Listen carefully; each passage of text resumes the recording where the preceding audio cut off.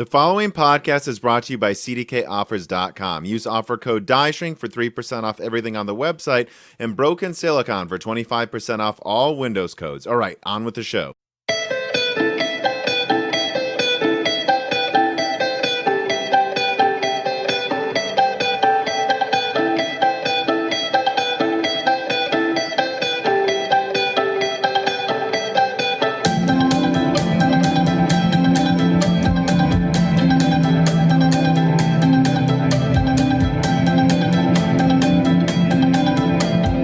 Welcome to Broken Silicon, a gaming hardware podcast, the number 4 technology podcast in Uruguay, and number 18 in Finland, and actually number 29 in South Africa. Now, that's pretty high up there. I mean, I'm pretty sure we've gotten to like number 13 in the US, at least on Stitcher for technology podcasts. But it did jump up 205 spots in South Africa last week for some reason. So our South African fans deserve a shout out. And everyone else around the world, get your shit together. Come on. We're trying to get in the top 10 everywhere. You know, Trinidad and Tobago's had our back for a while. And they're kind of making you look ridiculous. Frankly, Mozambique's starting to make everyone look ridiculous too. I'm going to be honest, guys. So remember to tell your friends to listen. And all right, I'm done. I'll let my co-host introduce himself. I'm your host, Tom. I'm Dan, and I'm also curious if that jump from 205 to 29 is just like 30 more people listen to it in South Africa or something. You know, another thing occurred to me. I responded to UFD Tech on Twitter. Oh, he's from South Africa. I was like, could that have literally been it? It could be it, I suppose. And like that just brought in, like you said, like another 50 people. I would assume, I guess I don't know. I have no idea how many people listen to technology podcasts in South Africa. I would assume more than 50 listen to us there, but I have no clue, Dan. They're a like developed country and stuff, but I'm just curious. What if it's just like 30 more people listen to it and that makes it the number 29 tech podcast in South Africa? What if this is like an untapped market? Like South Africa is ripe for technology podcasts, and that's what's going on. I mean, that might be what's going on. Yeah. So to our fans there, thank you. Share with your friends. You know, I don't know. We don't have actually any corrections, omissions, or there's a couple goofy reader mails that we call important questions. But I actually rolled them next to the Tiger Lake review because they were all about Tiger Lake, no surprise. So I think we're just going to jump into it pretty soon. But I mean, before we do, I mean, as we try to warm up at least for 5 minutes, I mean, I don't know. How you doing, Dan? How's Massachusetts? I'm pretty good, I guess. Busy with that grad school life and stuff. The gaming sessions with our group of friends, Dan's the last one to join every time for the past couple weeks. Yeah, and to be fair, when you were very leaked. We were playing Grounded on Xbox Game All Access or whatever it is on PC, whatever it's called. There's like 4 words for some reason. Should just be called Xbox like Access or something, I think. But we were playing Grounded, which I guess we could talk about that for a while. You joined it like a few hours late. Yeah, I mean, Grounded was fun, but it's not done, guys. That's my opinion. It's just not done. Yeah, to be fair, I just had something to go, like lab event thing to go to, and I didn't realize that I would be there till 11:30. I thought I would be there until like 9 or something, but I was wrong. Yeah, I think you were like, usual time, like 8:30 p.m. I'll be back, and then it was like 10, and we're like, well, all right, ever. Let's get killed by some spiders. I'd say, because we're not going to kill any spiders. They were impossible to kill in Grounded, by the way. And build a grass fort. And we'll attempt to build a grass fort before all of us crash out of the server. Although one of our friends who hosted the server, he usually has the least stable PC. And no crashes for him that night. Yeah, I think I decided to stop playing after the game it didn't crash. My PC didn't crash. There wasn't some error. Oh, no. Like, it clearly was the game. Yeah, it was. The game literally was just like, boop, the window not open anymore. And after it did that about 3 times for me in 20 minutes, I decided I was done playing Grounded.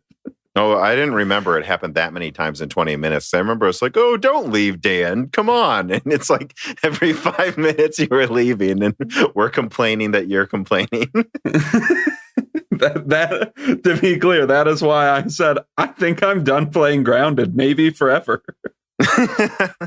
Yeah, well, it definitely could use some work, but it is early access. So, I mean, I guess that can be the early banter portion. Outside of that, I will say this up front in the beginning of the podcast as well. I am, as people in the Discord and on Patreon know, working on a big RDNA 2 video. It's coming together. I'm not sure when this podcast will come out. I actually think I might have it come out a day early or half a day early again in an attempt kind of to make up for the weeks where it's been coming out late.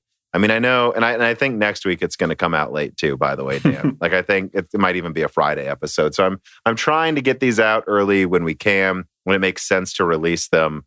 And so, yeah, I guess what I'm saying is I think this podcast, it's not going to talk too much about RDNA 2 outside of reader mails. And I'm not ignoring the dump of information from like the Mac OS leak about RDNA 2 or all the other rumors swirling around. It's just, I know a lot of the rumors swirling around right now are fake, guys, frankly.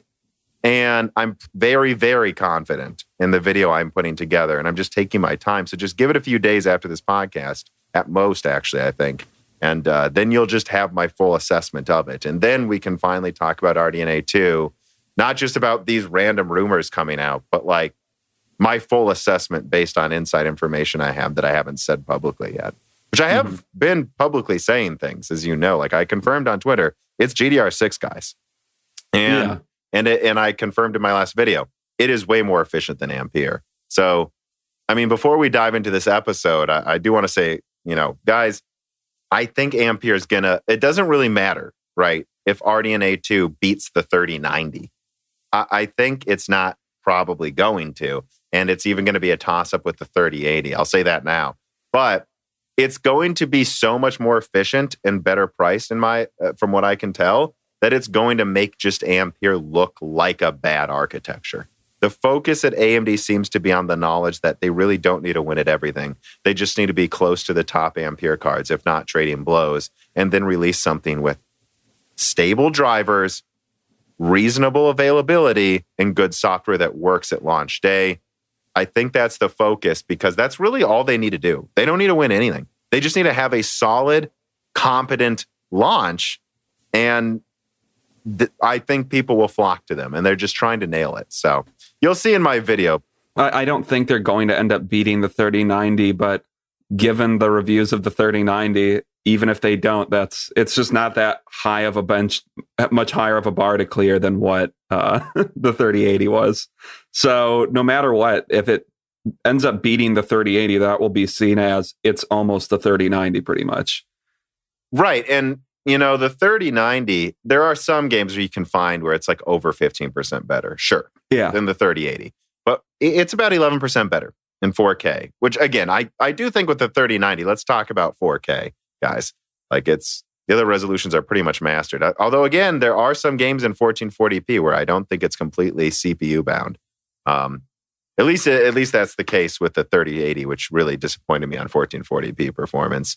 But I think you got to understand that like there's probably a reason NVIDIA's focusing on 8K in its marketing with the 3090, and that once you get down to lower resolutions, a more efficient architecture probably has a greater advantage relative to whatever it is trading blows with Ampere at those lower resolutions. And that I just think it's going to be close enough that as long as it has good availability, efficiency, and working drivers, this is going to be the card, guys. As Gamers Nexus said, the ball's handed to AMD. It's up to AMD to screw this up.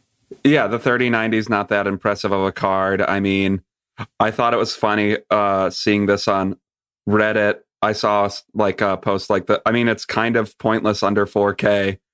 And then someone said, well, what if you're running a double 1440p gaming setup? So essentially 4K. Well, that is 4K. Yeah. Yeah, I know. Well, almost 4K. Yeah. I get why they're pressing that 8K, even though 8K isn't even a real thing yet. But and this is something I'll talk about in that RDNA 2 video. This isn't even like I remember when Nvidia marketed I think it was Titan Maxwell as the first true 4K gaming card. And part of that marketing was, well, if you have G-Sync, which was new at the time, it works great, but it was still getting like 45 to 50 frames per second in 4K. That was better than here, where it seems like the 3090 struggles to get above 30 frames per second in dozens of games. So it's not worth marketing 8K unless it really is doing 8K, at least as well as I would say we expect 60 FPS now. This isn't like the 290X launch where you could almost say 30 FPS is acceptable. This is unacceptable at those frame rates in 8K. And so if AMD, let's say perhaps, is focusing on an architecture that maximizes performance at specific resolutions for each die, Navi 21, Navi 22, Navi 23. Let's say I knew that might be what they're doing. Maybe that is a way better scenario. Who cares if Navi 21's performance falls apart in 8K? If it can be around a 3080 in 4K, who cares if Navi 22 can't do 4K as well as a whatever, right? No one's buying this card for 4K. You can just get the, $600, whatever it is, Navi 21 card. And it seems like that might be what AMD is doing. And it just feels like there's just a lot of hubris here with NVIDIA and they lost the plot. Yeah, and I feel like when a new resolution is trying to be pushed, they always jump the gun by like 2 generations, frankly, on like the first true 4K or 8K gaming card where, I guess if you like really mess with the numbers and the settings, you can kind of make it look like an 8K card, but it's not. Yeah. But anyways, I think we've said enough. I think we'll get into rambling if we continue to talk about this. We're not ignoring RDNA 2, and we're going to get to some reader mails that mention it later. But, I'm holding saying a lot about it until I get that video out. All right, let us move on then. All right, so Amiable Chief writes in and he says, everyone's been so focused on GPU wars, we almost seem to have forgotten Zen 3 will be out in 3 weeks. Okay, not really, probably actually 3 weeks, but you know what I mean. It's pretty close. Is there any information you can share about the upcoming Zen 3 release? As there's almost exactly 3 weeks to the reveal of this, at least. So, I would just say I haven't really been looking at Zen 3 a lot recently because of the focus on Ampere and RDNA 2, of course, but also because I feel like we know what it is and we've known what it is for months. My early Zen 3 information turned out to be I honestly don't remember. The SMT4 part was wrong, of course, at least for the main version. There could be a custom one, it sounds like, guys, that has 4 threads per core, but, we'll see if that happens.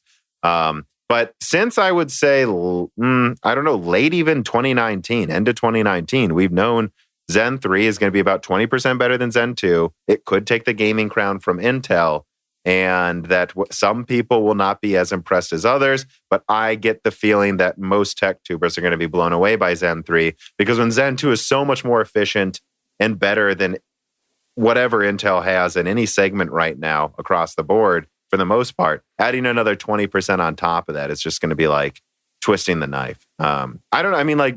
Do you have anything you've been wondering about Zen 3, Dan? Like, have we been ignoring it too much? No, I feel like, what you said, maybe a few percentage points will be off by one direction or another. Maybe performance will be 22% better or something, or maybe it'll be 18. But no, I feel like we pretty much know what Zen 3 is. It'll probably be a very good architecture, but I don't think it's going to seem as big as Zen Plus to Zen 2 was. No. But let us get to the first story, which is about it that I did add at the last minute. AMD Ryzen 9 5900X Vermeer 12-core and 24 threads Zen 3 CPU allegedly up to 5 gigahertz with a 150-watt TDP. This comes from WCCF Tech, and quoting, the AMD Ryzen 9 5900X is said to feature an IPC improvement of up to 20%. One of the main areas of improvement where AMD has put a lot of efforts into tuning Zen 3 is the clock frequencies as well. As such, the 5900X is said to reach boost clocks of up to 5 gigahertz. That's a plus 300 megahertz improvement over the 3900 XT and 400 megahertz improvement over the original 3900X. The boost clock is for a single core, with all core boost frequencies still under 5 gigahertz barrier as far as we can tell. but this is still a decent uplift on the chip. The details also highlight that Ryzen 9 5900X will ship with a TDP of 150 watts. Yeah, that would tell me the all-core boost is significantly increased over Zen 2, by the way. I mean, yeah, that's a what, almost 50% increase in TDP, isn't it? Yeah. I mean, over 105 watts. Yeah.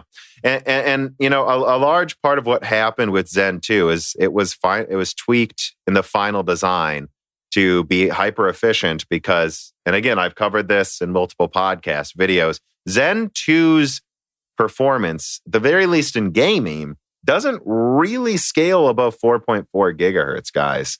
Like if you really push the fabric clock, you can get it to scale a little bit past that, but there was just no point. It was better for AMD to tweak it to just run all core around 4 to 4.2 gigahertz because that's all you're getting. You know, once you get above 4.5, it's not any better. And I've long suspected and even heard that Zen 3 largely fixes this issue. I mean, we saw Renoir scale better with clock speeds as well, you know, and that's kind of in between it. And, you know, so with that in mind, I do expect so I don't remember the base. So let's say this, right? I have a 3950X. Let's say I get all core turbos of around 4 to 4.2 gigahertz. You know, most of the cores are usually around 4.2 under heavy load. And then some of the lower cores still, you know, they're around 3.9. It wouldn't surprise me if this all cores to 4.5 gigahertz far more often. And that, in fact, when it's at 4.5 gigahertz, that's where you're seeing higher IPC. And that it's actually scaling better as well at those clock speeds. So I could see some games where the performance increases more than 20%. But there will be some where it's probably less than 15. Well, yeah, I mean, definitely, like you said with Renoir, I feel like Renoir was kind of a peek into what Zen 3, some of what Zen 3 will be. And the same with the 3300X, which you can't buy anymore. But yeah, I mean, I think we'll see. I don't think it's a surprise to see that they hit 5 gigahertz because there's actually probably a reason to hit 5 gigahertz on Zen 3. Exactly, which I think a lot of people are missing. It's like, but they didn't hit 5 gigahertz. It was like, well, for good reason. They chose not to, right? What would make a Intel look sillier, hitting 5 gigahertz at 125 watts, or should we tweak the design to just really stay at below the power usage they're using? Well, I mean, it's not going to do as well in gaming, but we're not going to win anyway. So we might as well just trounce them in efficiency. I mean, yeah, I think that's a better solution. So the Stickbug Syndicate writes in and he says, will Zen 3 be able to reach the fabled 5 giga sharts? I think so, Stickbug. I think there's almost no doubt. I actually did. Let me say this. I almost forgot to say this in that WCCF Tech article. That's actually covering a leak from some other channel, so that's in the description as well. But I actually did reach out to a source about this, and it's like, just to be clear, guys, the naming's confirmed. That is the name of it. 5000 series is confirmed, like for sure. And he couldn't confirm for sure that it's hitting 5 gigahertz yet, but it's almost certainly is. So that's why I decided to cover this story too, because I was able to independently confirm this is probably all true. And I mean, again, you know, it's like, I just don't think this should Zen, 7 nanometers improved a lot. I don't think it's crazy to think they'll be able to add a few hundred extra megahertz to this. Yeah. Ekam Star writes in and he says, hi, Tom. Do you think it makes sense to upgrade to an R7 3700X in the next few months, as it will probably get cheaper with the release of Zen 3? Let's say it goes down to 200 to 250 for a 3700X. It could get to 150, guys. I mean, that seems to keep happening. Or should I go and build a new PC? I'm currently running an R7 1700. Oh, I see the question. With a B350 platform, so we can't go to Zen 3. So I would only need to change the CPU if I stayed with Zen 2 and it got cheaper. Am I missing a lot by not having access to PCIe 4.0? Oh, I see his motherboard can't support 4.0. You know what? I'm going to be honest. This is just my opinion. I don't know what workloads you do. I don't know if this would affect your work, right? But in my opinion, just keep the 1700 for a while and wait for Zen 4. You have 8 cores, 16 threads. I mean, are you desperate to get to, 120 hertz gaming this fall? If you are, you're going to have to upgrade, dude. Like you are. You're going to want PCIe 4.0 for future games. You're going to want Zen 3 could be 50% better at gaming than the 1700, frankly, if you add it all up at generation over generation over generation by them. So, that's my advice. I just, whenever it comes down to this, it's going to require me to move a bunch of components. My question comes down to, are you stuck with like a quad core right now? Because if you have a 6700K, upgrade now. Upgrade to Zen 3. If you don't, but you have 16 threads. If you're happy, I don't think you need to upgrade. Just slum it longer, and Zen 4 will blow you away. Think of how much fun that will be to upgrade to. Yeah, and I would definitely agree with, at a minimum, not getting the 3700X. That's just, it's not a lateral move, obviously. Like the 3700X is substantially better, but at least the way I view upgrading PC components, that's not a worthy upgrade, in my opinion. Yeah, you mean just in general, because me and you like giant performance increases. Yeah, because I don't like to spend several $100s to get some incremental increase in performance. 0x000FF4 writes in, and he says, with the leaks of Quadro 6000 in mind, do you think that we will see Ampere Titan in Q1 of 2021 when there will be availability of 2 gigabyte GDR6X memory chips? So he's talking about double capacity GDR6X chips, which aren't there right now. So, or I guess it might be quadruple capacity. I don't know. I know that they're considering launching one.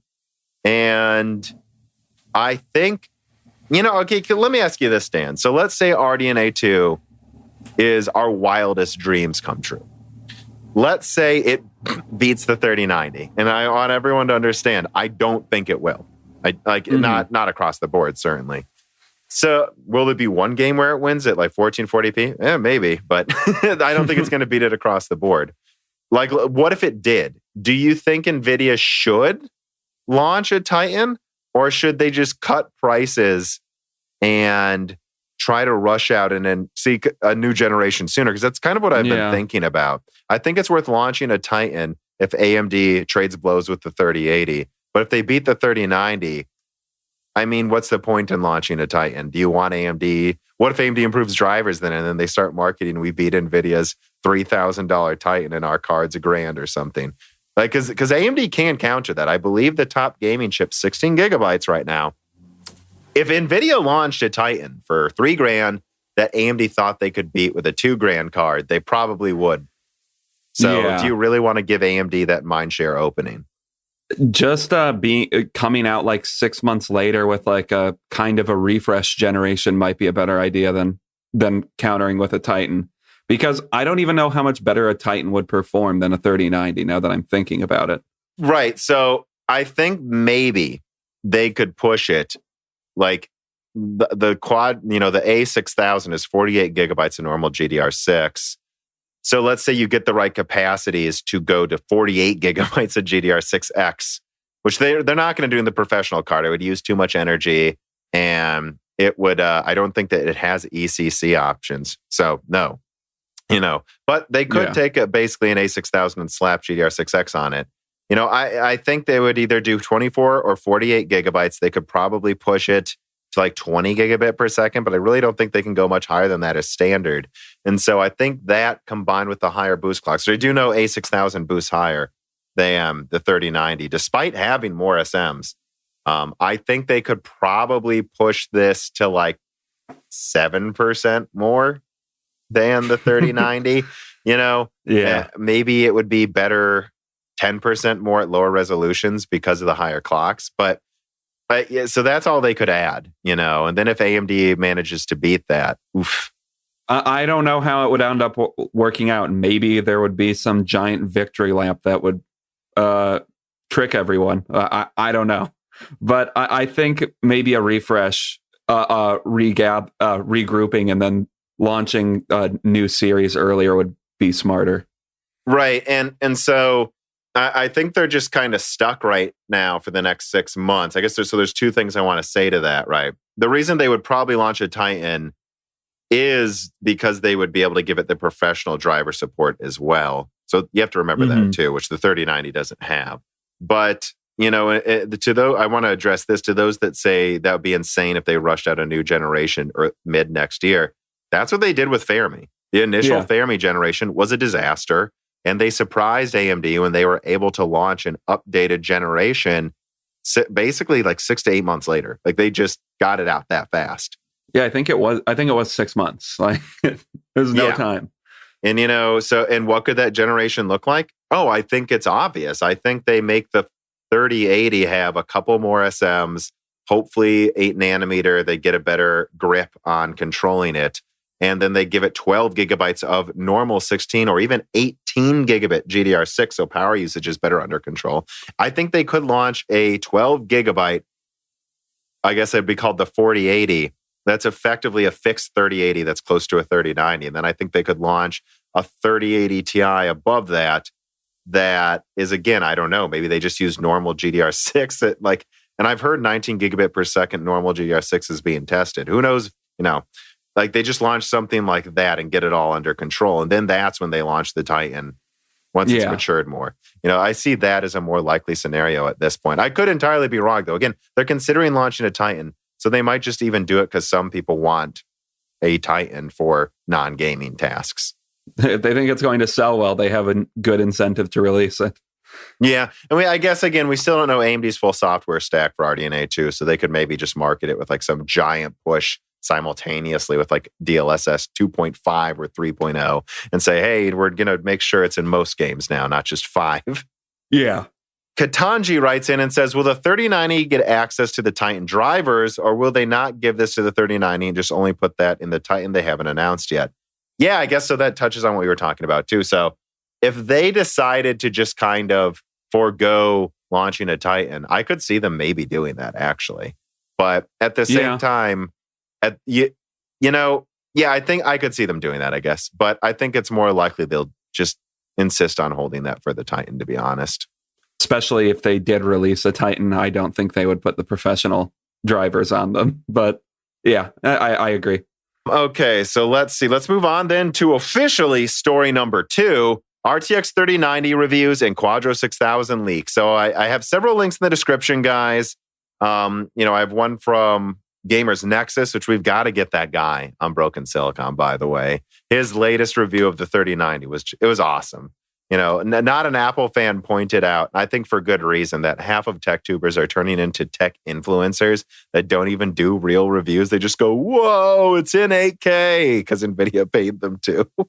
And not, Gamers Nexus certainly didn't do that. He basically directly made fun of other channels by having someone hand him money while he said 8K gaming doesn't make sense. I mean, this was awesome. This was so cool, 8K gaming. And then he got handed another $1. It was the coolest thing ever. Like, because that's clearly what's going on with other channels. I did a combination video, 3090 analysis of Quadro leaks. So let's just talk about that first. We talked about it briefly on the previous die shrink, but let's talk about it fully here. I mean, what were your takeaways from the RTX 3090 reviews? I feel like it was an interesting moment where a graphics card review was universally panned, it seemed. Like, or cringeworthy. Yeah, like the videos for the reviews were hilarious. Like Linus Tech Tips' name of his review was "Making Nvidia's CEO Mad." On it, did you watch that one though, Dan? No, I haven't watched. Since then I've checked it. I think he just named it that to save face. He kind of just said good things about it in the video, Dan, and then changed it to that at the last minute after launching his video an hour after Gamers Nexus. Okay, but so I mean, I don't think so, Dan. Hardware Unboxed was 8K meme or something like that, and yeah, it was 10% better than a 3080, like we said, for more than double the money, or more than $1,400 at a minimum, what it will turn out to be. So yeah, I don't see a reason to buy the 3090. I don't know. Yeah, I think at the end of the day, I'm not sure what else there really is to say. We talked about it for a good 5 to 10 minutes in the last die shrink, which, patrons get access to at the $2 tier. So there's that. But I think what I just said, what you just said in this Broken Silicon, I never want to hold important discussions from the main show, which this is the main show, but I don't know that I have much else to say. I was just looking at Tech Power Up's one of their reviews for an Asus 3090, as part of my RDNA 2 research, just kind of comparing things back and forth between cards. And like the Asus one was hitting 480 watts overclocked for Tech Power Up. 480. That's insane. It was an $1,800 card. So, I'm sorry, guys. I just, no, I don't recommend it. And I keep seeing it in the comments. Why are these guys obsessed with power usage? I'm not. It uses 480 watts. All right. It's literally a space heater, and that's going in your room. Like, I've never had a problem with 300 watt cards. I've never had a problem BIOS modding my Fury Nitro to the point where I bumped it down just a few megahertz from when the DVI port stopped working. That's how much I was willing to overclock it. But you know what? It was using under 330 or 350 watts then. 400 is insane. It's insane. It's an insanely power-hungry card that barely outperforms a card below it, but that card below it doesn't have enough RAM. I just don't have a lot of good things to say. I don't think they can actually afford to drop the price of the 3080 by much, but I know that the bomb is $600, Dan. I just got an update on average for AIBs. It's $600 before the markup for the 3080. So they can't drop the price, just so you guys know. Like, if they could drop it, like, so I don't know. NVIDIA's in a corner there. I guess it's another probably like $200 worth of RAM or something on the 3090. Yeah. So I guess they could afford to drop that to 1,000 if they need to. But it's almost Maybe. like, what's the point? There's so many mistakes, and I outlined that in the video, that like they really, really, really should have used GDR6. They should have put 12 gigabytes of GDR6 on the 3080, normal GDR6, guys, because GDR6X is not just overclocked GDR6. It uses PAM4 signaling, and it's clearly not panning out. It's clearly causing a bunch of heat. Igor's labs found this in his own testing, among other people. And so I just think 12 gigabytes over 384-bit bus, normal GDR6, 16 gigabit per second, that would actually be more bandwidth than 10 gigabytes of GDR6X. That would actually be cheaper too, by the way. 12 gigabytes of normal GDR6 is cheaper than 10 gigabytes of GDR6X. And it could have just been like a 280 watt card based on the roadmap I've seen for Quadro and how their cards are configured with their TDPs. And I think, honest to God, I think the 3090 should have just been 24 gigabytes. Again, normal GDR6, maybe 18 gigabit per second if you need to. And guess what? It would have been a 300 watt card. That is probably about the same performance because it wouldn't throttle as much and have as many heat issues. So something went wrong implementing GDR6X, and I just can't recommend these cards, guys. I get why some people say like power usage sometimes are splitting hairs, like, 180 versus 200. No, this is getting to it where it's an issue where your power supply might legitimately be an issue with a system if you have that. That power usage is unacceptable. Yeah, and remember, well, it might be using like 330 to 350 watts most of the time. And we saw this start happening a lot with Vega, and especially the Fury series as well. Its amps are spiking way higher than what it's average in, and that can just shut off a power supply, cause black screens. Yeah, the spikes can be what caused the failure. It's like, again, it seemed too good to be true to some people, and it's not entirely, because I do think I will do a video on how this could have been a much better launch, but it's just in its current iteration, I don't know how I could recommend getting these cards, Doomberry writes in and he says, I think GDR6X could be a poison chalice. Yes, it looks good for marketing. I've heard a lot of people say that. I don't know. But the bandwidth difference is just not that worth it. 20% extra bandwidth versus 16 gigabit per second GDR6 in exchange for more heat and a higher cost. I presume the cost difference is bigger than the bandwidth difference. Oh no, I've been told it's certainly at least 20% more in cost per chip.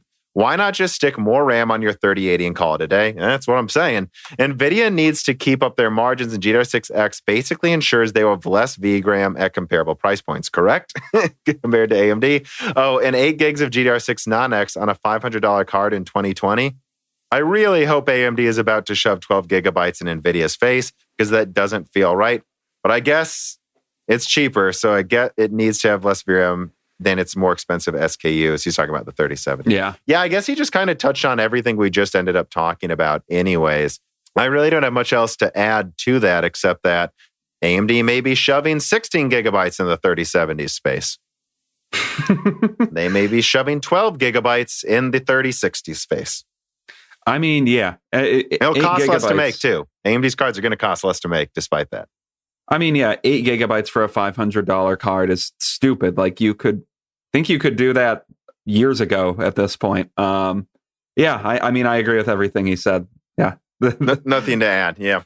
FEO2X says, do you think the RTX 3080 20 gigabyte will also be a triple slot design like the 3090? According to Igor's lab, the GDR6X on the 3080 10 gigabyte already hits up to 104 degrees under load. And remember, that's not the fastest GDR6X. It's practically underclocked. And this won't get better when both sides of the board hold VRAM. I suspect that changing to regular GDR6 for the 20 gigabyte version is not an option. Like, how many people are coming to this conclusion? Do you think that these high temperatures might be bad for the card's longevity? Yes. Yeah. And also, remember that it's AIB only. This is on AIBs to figure out. Based on what we've been seeing so far, yeah, they haven't been doing a great job. Yeah, that's going to be an issue. Potatotron, Weaver of Memes, writes in, and he says, from what I understand about Ampere is that there are 2 FP32 units per 1 int unit. Yeah, this could be the reason why Ampere is so inefficient. They have to keep the FP units online while they wait for the int calculations to finish. Do you think that the next generation of NVIDIA cards will remedy this by increasing int throughput, thereby allowing for a substantial increase in performance? Alternatively, do you see NVIDIA keeping the relative FP performance the same to ensure that professionals that do simulations continue to have an architecture catered to them? I mean, that's an interesting question, right? All I know about Hopper is that it sounds like they're trying to go to MCM. And I assume a rushed out version of Ampere if they actually do that next year, which I think they should. Again, I'm coming to that conclusion. A rushed out fixed Ampere 4000 series. I assume that they won't have time to do that. So I think it's stuck there for now. It's hard for me to say what they're going to do in the future, guys. You know, they put 96 stream processors per SM and Kepler, and then they went down to I think 64. Now they're back up to 128. So there's all different types of things that they might do to fix this. I'm not really sure what they're going to do. What I would say about the inefficiency, though, is, again, and I hinted at it earlier, I just feel like Ampere is the symbol of peak cockiness. No, it's not like Bulldozer. No, it's not like, Net Burst out of Intel. Although I guess you might compare it to that, actually. But because it does bring more performance and it is crazy good at some tasks it was meant to be good at. But I just feel like this is NVIDIA, an architecture like this, one that's not like Maxwell, which Maxwell came after they got the shit scared out of them. Remember, Maxwell was starting to be designed after the HD 5000 series. NVIDIA's lunch, the one of the generations that actually outsold NVIDIA in market share consistently. NVIDIA was losing market share, and Maxwell was them taking them seriously, making a true, frankly, mobile gaming generation that just focused on excellent gaming efficiency. I think that's what AMD is doing now with RDNA 2, and I think NVIDIA just assumed they couldn't catch up, so they're like, let's just go all out. Let's just pack as many cores as we can in a gigantic die with big numbers. Because it is impressive in certain respects. I think they just said, let's go all out. We don't need to worry about efficiency. They can't even beat the 37. They won't even be able to beat the 3070. So who cares? That one will use 200 watts. And I think that was their assumption. And they assumed they could put Ampere on 7 nanometer EUV at Samsung. That fell through. They had TSMC as a fallback. That fell through. They were forced to use 8 nanometer, which can get close to N7P densities, right? Yeah. But that's about all you can say it can do. And I think I guess that's just my thesis. This is peak cockiness. They thought they could throw everything to the wind because they were just going to beat AMD at everything because they wouldn't get close at any one thing. It turns out that might be wrong. And then their arrogance led them to use their backup node, which they didn't want to have to do. That's honestly my assessment. And I think it came at a good time for the marketing teams because over the past 7 months, the entire conversation about performance has been forced. Well, honestly, this entire generation to an extent of consoles has been turned to talking about teraflops as if teraflops is a perfect proxy for gaming. And now we finally see a doubling almost of compute performance in a single generation. The A6000 should hit 40 teraflops. The A6000 should hit 40. Yeah, so more than a doubling, and a good increase in performance, but I don't think we need to hammer home why that performance gain isn't that impressive from Ampere. But a modest performance gain and a more than doubling in compute performance. And the marketing team thought, oh, we can really shove down, what is it, like 36 teraflops for the 3090? Yeah. We can really market that as crazy, which some people were just blown away by that. And I was just immediately like, really? So you're going to triple the teraflops of the 2080 Ti while adding 30-40% more bandwidth? Like, this isn't going to be, like, there are people like, this is going to double or triple performance. And it's like, no, I know they're saying they're going to. They're not. They're not going to, guys. Well, yeah, and that marketing only works until you actually see the benchmarks and the results. And then, oh, yeah, that kind of just deflates the entire argument that compute performance means gaming performance at all, because it doesn't. Yeah, that's something I've had suggested to me too by some people I talked to, that NVIDIA's marketing went wild. Like, they were just like, all right, so it won't be as efficient as we hoped. We'll handle this, you know? Mm-hmm. And they just raised expectations so much that there's no way Ampere, look, they said double the performance of Turing, and it isn't. It's not even close. And they kind of made their own bet in that respect. I really do think in 6 months I'm going to end up doing a video looking back on Ampere. You know, one of those, I've done them before, revisionist history videos where I go, how could they have built a better architecture within reasonable constraints, right? And, you know, because some people would, within reasonable constraints, I mean, you can't be like, oh, what if they, you know, used 5 nanometer? Like, it's like, I'm not talking about, I'm saying, like, what if they realized they had a problem last minute? Like early 2020, what could they have done to launch a more successful generation? You know, and, you know, part of that I think would actually be focusing on GDR6. Yeah. Apple Time Mac writes in and says, Tom, with the abysmal launch of the Nvidia 3080 today, all of them sold out before we saw an add to cart button. Also, this is from when the 3080 launched. Do you think that Nvidia actually had stock, or did they pretend to launch this product to build up height and bot sniping extra small amounts? So we've had questions like this before. I think we had a question like this in the die shrink that we just did. No, NVIDIA is not hiring bots, and I don't think they liked that bots botted up either. I don't think NVIDIA liked that. I think it was just kind of negligence there. What I would say is, did they have stock? I honestly don't know if they did on their website, because I have multiple people, including Cortex and others, that literally watched it change from out of stock. From notify me to out of stock in a second. And they can, like, you know, you can look at the website code and it literally just said null instantly. I don't know that it was there. Maybe that was bots. It probably was. But if they had stock on their website, it was almost nothing. Like, almost nothing. I almost got a 3090 on Newegg. I was actually up early enough for that. No, I don't think they really had any on their website. I think they did, but not that many. Very little, like I said they would. I'm sure they sold some on their website, but that is that's insane. The stories I've heard of how fast it got, quote unquote, sold out. Yeah, he does also ask, can you reveal the numbers you had for launch units? No, I can't say the exact number.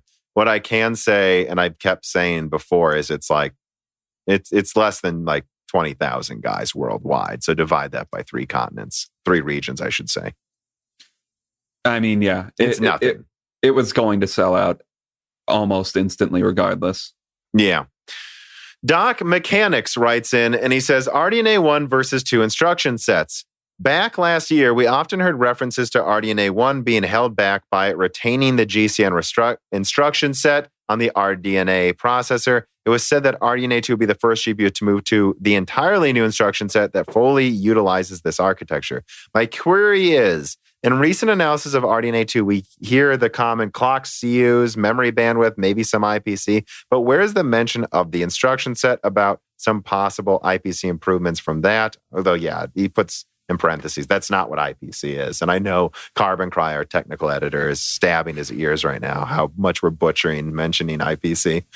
A year ago, there was more fuss made, and I was given the impression that instruction set matching was going to unleash Navi. I've not heard one of the tech tubers even mention it for a while.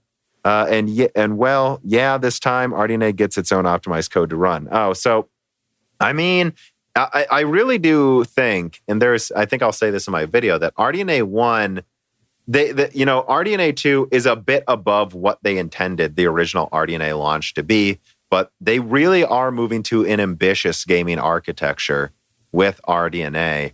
And so they had problems, and they said, here's what we're going to do. We're going to make this kind of an RDNA 0.5 between GCN and RDNA so it can run the same code, so we don't have launch days where some games just aren't even running. And then we're also going to cap it at the mid die, right? Because they had a 64 CU die, because we know we can keep that one's power usage under control, at least to a reasonable degree. And so I think that did happen, and I think it hasn't been completely unleashed yet until we have the consoles out and games built for the consoles and RDNA 2.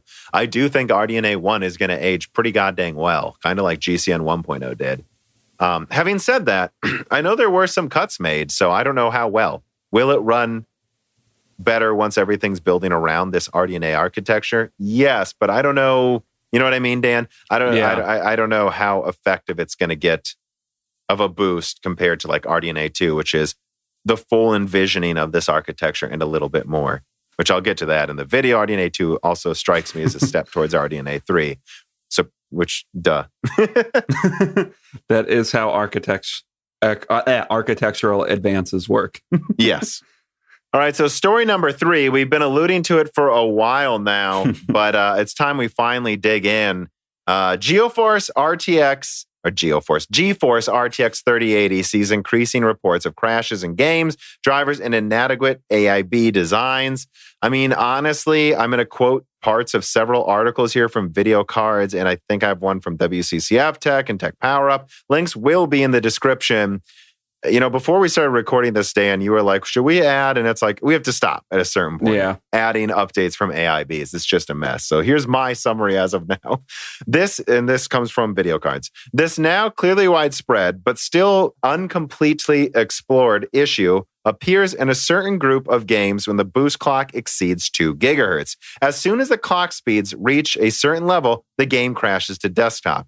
There's currently no official statement from any board partner as of the writing of this article, but Computer Base have confirmed that they are in contact with the manufacturers. They were unable to reproduce this issue with at least 3 of the custom models they have. But then this comes later. As it turns out, MSI and Asus have changed parts of the design of their RTX 3080 products, and they attempted to do so quietly, but we can already see they're like sending out cards where they like fix capacitors or something else. Honestly, again, I'm having trouble summarizing all of it because there's so much coming out at once. And then NVIDIA has today released the latest iteration of its game-ready driver with the version number 45.6.55, marked as a WHQL release, not a beta. The driver is supposedly going to bring new advancements to stability of the latest RTX 3000 series Ampere graphics cards, which I have heard people say did help stability a lot. I mean, honestly, I don't even know where to start. I think it was Colorful released a fixed BIOS that all it did is clock the card lower. Yeah, I saw. Yeah. So that tells you something there. Additionally, when it comes to the 2 gigahertz thing, it's like, well, so I know, for instance, the Fury Nano, although a quote-unquote 150 or 200 watt card, would have amperage spikes to the equivalent of like a 350 watt card. And if you had a low power, small form factor power supply, which some people did, we dealt with this with our cousin, Dan, remember, it could crash it. So I think that's part of it there too, is like thinking you have an adequate power supply, but not realizing you're cutting it close. A lot of the models that have problems were only 2 8-pin models with AIBs. I really think it's a combination of multiple things. I think that NVIDIA rushed out Ampere, then also is planning kind of a forced scarcity, but on purpose, because they kind of would have it anyways. So that's kind of the impression I'm starting to get. But that means the drivers aren't as mature as they should have been. Really, this launch should have been, I'm going to be honest, the launch should have been in October with good availability. It shouldn't have been this ridiculous forced scarcity, broken driver situation. But at the same time, part of that ultimate play thing I'm referencing over and over, is that the AIB cards are cheaper than the Founders. There are people who are like, oh, well, the AIB 3080 here seems to outperform that, the Founders edition. It's like, yeah, it also doesn't work, So like where there's cheap capacitors or other problems, the AIBs put a lot of money into, I believe, what I've been told are $100 coolers at least, usually, but they probably skimped on other things. The Founders Edition is being sold at cost. That's why it doesn't have as many issues, although it still has some issues. And so it's a combination of that. AIB is cutting corners because they're selling things at low margins and also not ready drivers. And then also, this is just a power-hungry card. So that's going to be a problem for your power supplies. And then also, this is always going to be compounded. I brought this up all the time with the AMD driver crashes fiasco. A lot of people's problems that they thought their CPU was stable, they got a 30%, 50% stronger card, and it stressed their CPU harder, and then the CPU crashed. Also, it just stresses your system harder. Your power supply regulating voltage, too. If you get a more power-hungry card, it does. You guys might be surprised, but switching components can change what voltages are stable slightly with some of your other components if you're overclocking all of them. That's why you got to be careful overclocking everything in your system. Because once you get it 100% stable, you change one thing. I'm not kidding. That change in voltage regulation in the power supply might actually make it unstable. But yeah, so it's a combination of all these things, Dan. I just rambled. What do you have to say? So I think part of it is probably, like you said, maybe people have systems that are less stable than they think they are. They have an insufficiently powerful power supply for their card. I mean, I did also see today that EVGA put out a statement that they actually not pulled their card from production, but held it after their model didn't pass real world validation. And they said that it was an issue with the number of capacitors they were using. So yeah, there already is a company admitting that was a hardware level issue. And so it's clearly not just software. And it sounds like MSI, Colorful, and Asus have had their own problems too. Yeah. So clearly it's not just a software issue. Hopefully we're wrong and it is mostly just a software issue that can be patched. But given that, it's literally not for a lot of these. Yeah, so, but given that, we can't hope, Dan, it's not. It's a hardware issue too. But given that EVGA pulled it from release so they could fix their cards, I doubt that it's just software. And again, it's like there's going to be so many people that are saying we're just hating on Nvidia this episode, but it's like, are you kidding? How can I recommend this card? And I said this late last year when AMD was having driver problems.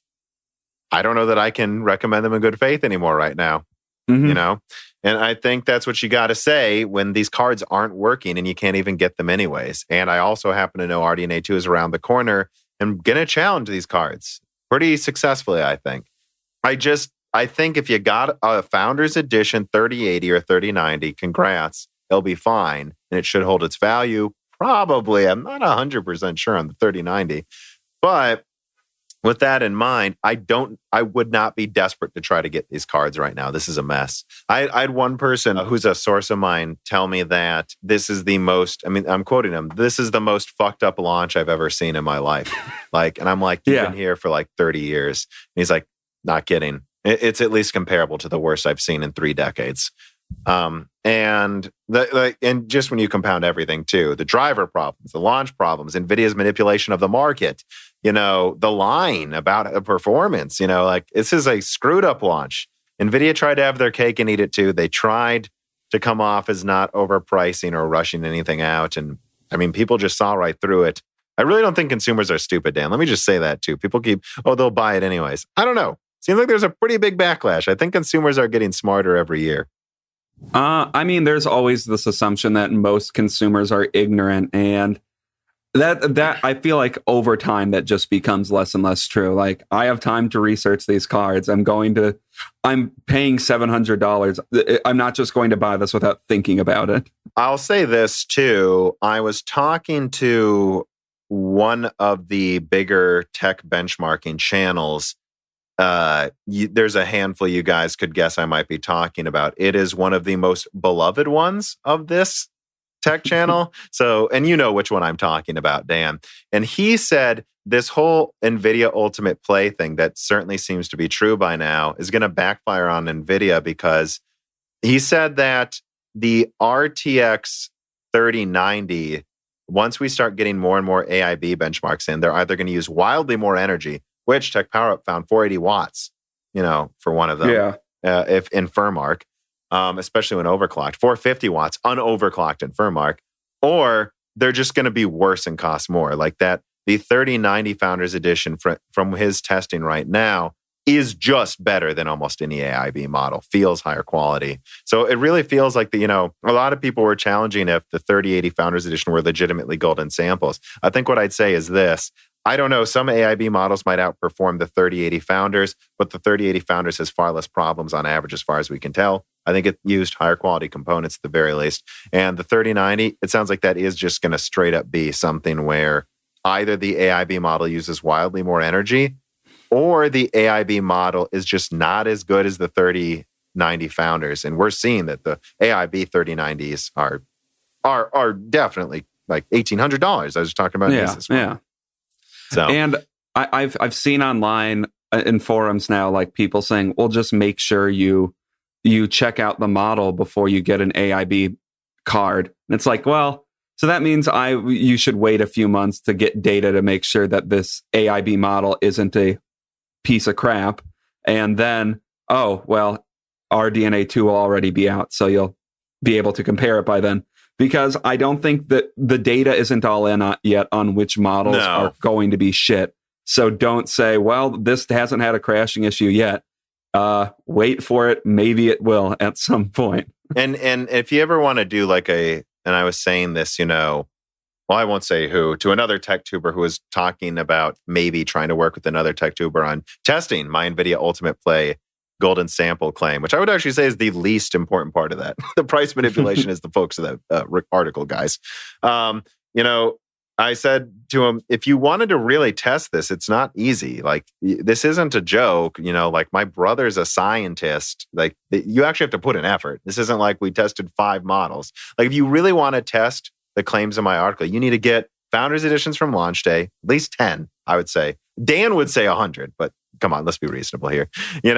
And you need to compare that against the cheapest AIB models you can get at the end of October, right? So if there's blower models that come out or something, you got to test it against those, because that's what I was talking about. And you need to get like 4 AIB models and 5 of each. Now, you do that type of a test with like 40 different cards, like duplicates of each card you test. That's a somewhat scientific study, but you can't just take like 4 and be like, well, this one's better. Yeah, exactly. And yes, 100. If you could get a 100, that would be that would give you a really good sample size. But I don't think that's necessary. I don't think that's and it's just not the point. Wasn't that the Founders always outperforms the others? Although I think it certainly does with the 3090, from what I'm hearing. The point is that it's higher quality components that cost more. That the bill of materials for the AIB model is about $600, and I believe the Founders. I think the bill of materials is just under 700, if not 700, honestly. But yeah, I guess let's move on. Again, we're not trying to bash, we're not bashing NVIDIA to bash NVIDIA. We're saying this is our honest opinion. And I can assure you, we will say the same things about Big Navi if it has problems like this. We won't hold back. But all right, story number 4. Gigabyte, as usual, it seems. They always leak these things. Gigabyte confirms GeForce RTX 3068 gigabyte, 3070 16 gigabyte, and 3080 20 gigabyte, quoting from video cards. Gigabyte's Watchdogs Legion code redeeming website lists many graphics cards that have not been announced yet by the manufacturer. In fact, these cards not even being announced yet by NVIDIA. The product list features an RTX 3060 with an S in its name. So that'd be, instead of 3060, or it says 306S in the SKU name, with 8 gigabytes. And then GeForce RTX 3007 S16, and then 308, S 20 gigabyte. Mm-hmm. It remains unclear if the S means a super series, or as our source tends to believe, the TI models. I think it would just denote the higher end model, frankly, because let me just say this. One of my better sources just says that there is no mentions of TIs or supers, that they wanted to simplify the product stack. So I really kind of doubt the 3060 is a super. I think it's just going to be an 8 gigabyte 3060 for $399, guys. That's what I think it's going to be. And I don't see how it would be a 3080 super, right? Maybe they add a couple more SMs and faster RAM, but like, then where do you place it? What does it cost versus the 3090? And I guess I could see a 3070 Ti because it's not the full die. And maybe they give it 18 gigabit per second GDR6 or maybe even GDR6X on the 3070 Ti and then give it the full SM count. But I think that would kind of make a mockery of the 3080. If the 3070 is around a 2080 Ti, the 3080 is about, 30% better than that. So what? They're going to release something 10% better than the 2080 Ti with more RAM than the 3080 for $600? Yeah. That kind of nukes their whole product stack. Although, again, I've been told 100% a 16 gigabyte 3070 is coming out. So that's for Nvidia to solve. and obviously it is coming out. I mean, Gigabyte just leaked it.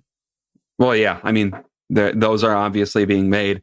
I mean, as far as the S versus 0 gut naming goes, I mean, I would always hedge towards, like you say in the notes here, like I would always hedge towards it's just their internal SKU. Like I really don't see the place that, especially like a 3080 Super or Ti has in this product stack. Like the 3090 is 10% better. Like, what are you gonna? Yeah, exactly. 5%. Like, come on. What I could see happening is based on final RDNA 2 numbers, which I believe is the point of the 3070 16 gigabyte and the 3080 20 gigabyte. These are meant to head off RDNA 2 from what I've been told by numerous sources. I think what you could see happening, and again, as I've said a million times, is what happened with the 1063 gigabyte, where the higher RAM model just has more SMs enabled. So you could see a situation where it's still just called a 3080 20 gigabyte, but maybe it has a couple more SMs and faster RAM. Maybe the 3070 16 gigabyte is just called the 16 gigabyte version, but it has the full SM count and slightly faster memory. Like, I could see that happening. And, I've had AIBs tell me, yeah, I mean, we love the extra VRAM capacity models because our 4 gigabyte 1050 Ti will outsell our 1063 gigabyte for about the same price, frankly, most of the time at Micro Center. And so people just think more VRAM equals more performance. So with that mindset, and I've heard a lot of people say that, including people at AMD, like everyone's just finally acknowledged more VRAM equals more performance in most consumers' minds, or at least a lot of consumers. And so they might as well give a couple extra SMs to the higher capacity model without even calling it a new model, because consumers think it's stronger anyways. That's awesome. I mean, to an extent, more RAM is more performance, like because these cards don't have a sufficient amount of RAM. Yeah. I mean, I don't know how I feel about just adding SMs and calling it the same thing. It'd probably only be a couple, like 2 more. Yeah, that's true. So like if they do that and just slightly faster memory, even it's gonna be like 5% better. But what if like RDNA 2? And I'm not saying it will, guys. The video's not out yet. Like, let's say RDNA 2 is 5% better than the 3080, and then they release a model 5% better with 20 gigs of RAM instead of RDNA 2's 16 gigabytes. Huh? I mean, yeah, some people will buy that instead then. Yeah.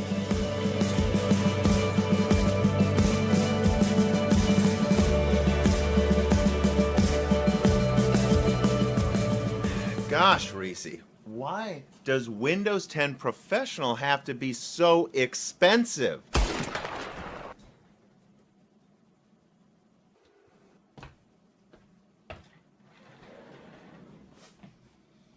Don't listen to that, nerd. Listen to me. You can get all the great Windows and gaming keys you need at CDK Offers. I have a plan. Go to cdkoffers.com to get all the Windows Professional and Microsoft Office keys you need, and games as well. Add them to your cart, and you can even apply one of them City Slicker promotional codes like DashRink for 3% off software and Broken Silicon for 25% off all Windows codes. I do have an account on this website, and it is ultra easy to use. Just submit your order, use PayPal, credit card, or Bitcoin, and go to Windows website to download Microsoft Professional. One more time, that's go to cdkoffers.com. They are a fantastic sponsor of Moore's Law is Dead. Use offer code DashRink for 3% off everything on the website, and Broken Silicon for 25% off all Windows products. Now, back to the show.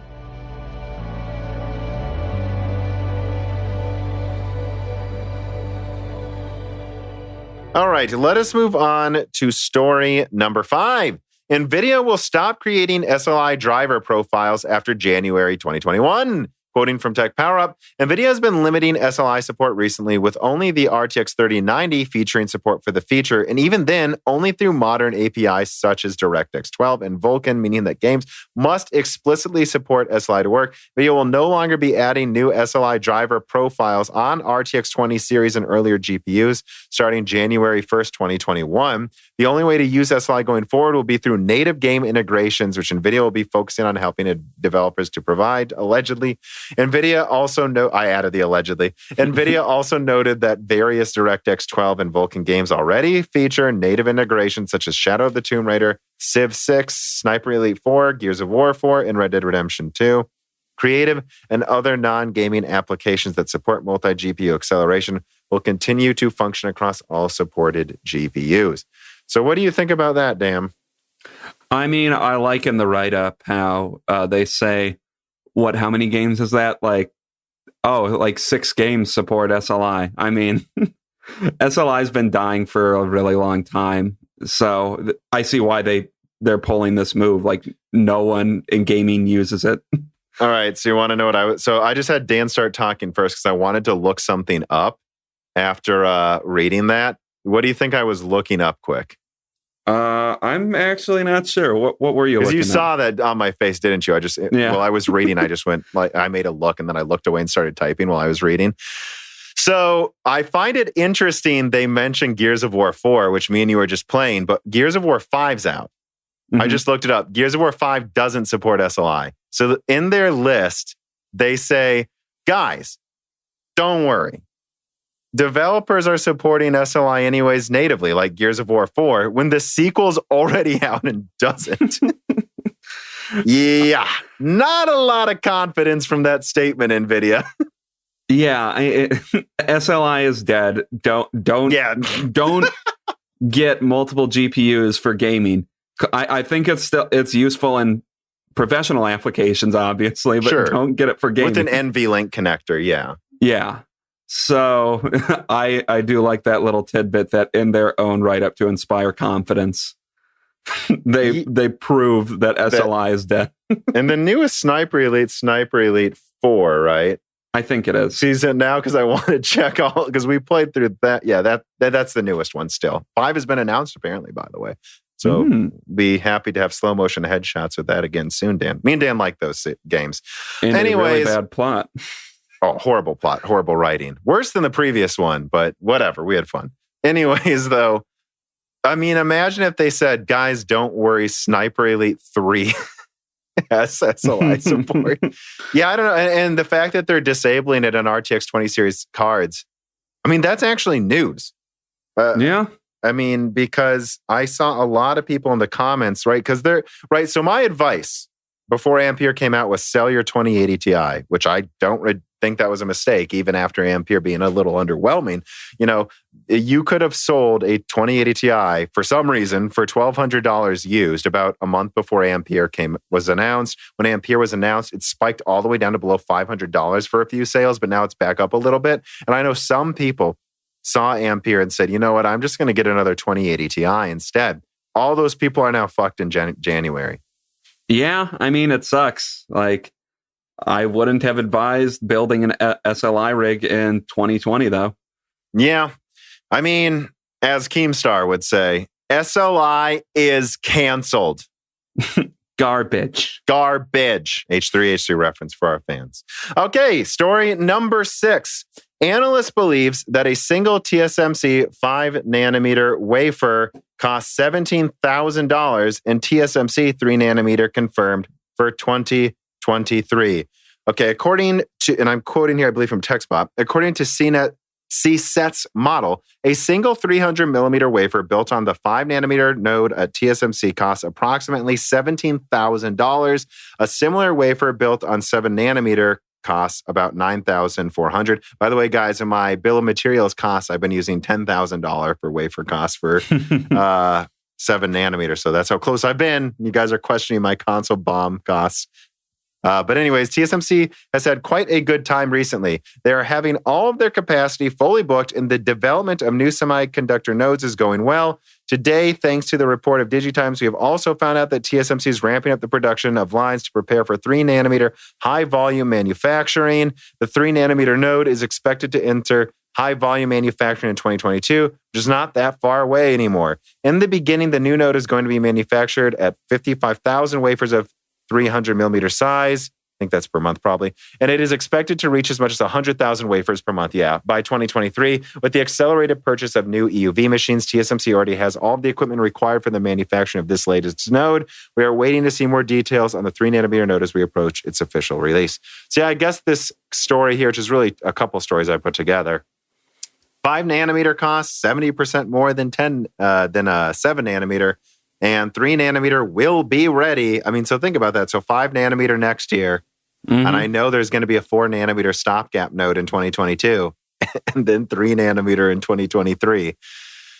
Yeah, TSMC is going to own the silicon industry pretty soon. This is insane. And when you see those wafer costs, it's like, I was using about $3,000 to $6,000 for 12 to 16 nanometer in the past couple of years. Yeah, I think they have cause to charge this much more. That node will be that much better.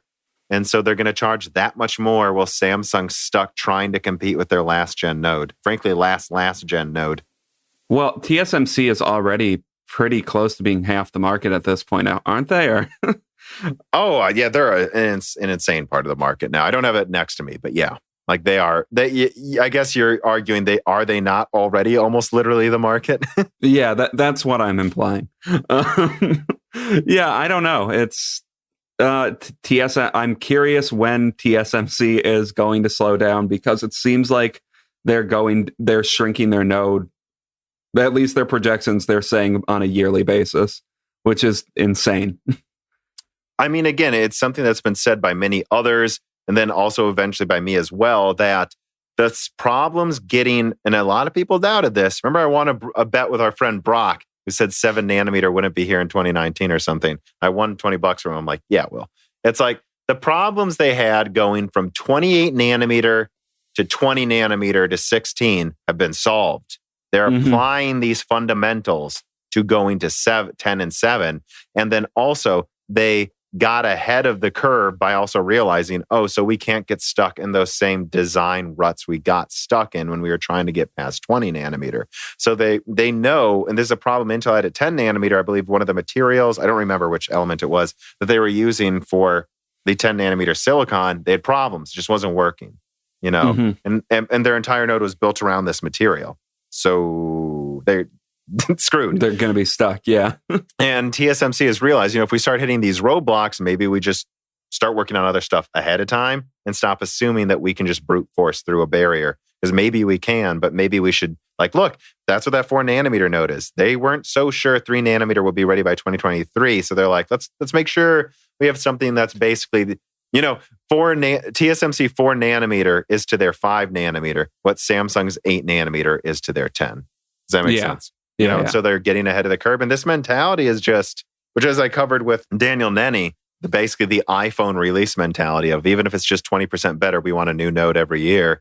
It's just, I don't know. I don't know what else to say. I just like doing these articles where I update you guys of this is where TSMC is. I mean, yeah, that's not a bad philosophy to have. I mean, I guess I'll also say I'm not 100% sure how high capacity 55,000 wafers is. I mean, I know how many CPUs could you make with that? I guess that's I don't know off the top of my head, but yeah, I guess I don't know how. Big you're trying to compare it to previous capacities. Well, remember, I did that big video. That's one of my favorite ones I did, which took over a week to do, as it was just a boatload of research, but it turned out great. Was the AMD's 2021 5-nanometer war on Intel? I think that was when I was being a hobo in your house for a while. That's right. That was one of the videos I did while you were in the Peoria bunker. Yeah. I mean, that one, I came to the conclusion that AMD at the start of, not AMD, TSMC, I think of them as almost the same company now. TSMC at the start of 5-nanometer production will not be producing as much as where 7-nanometer is now, but it will be more than where 7-nanometer was when Zen 2 started to be manufactured. So they're getting ahead of the curve in that regard too and going, people are going to want this. And we're going to be making a lot of them. So I would say by 2022, yeah, they'll have very, very much so transitioned to 5 nanometer as one of their main nodes. Okay.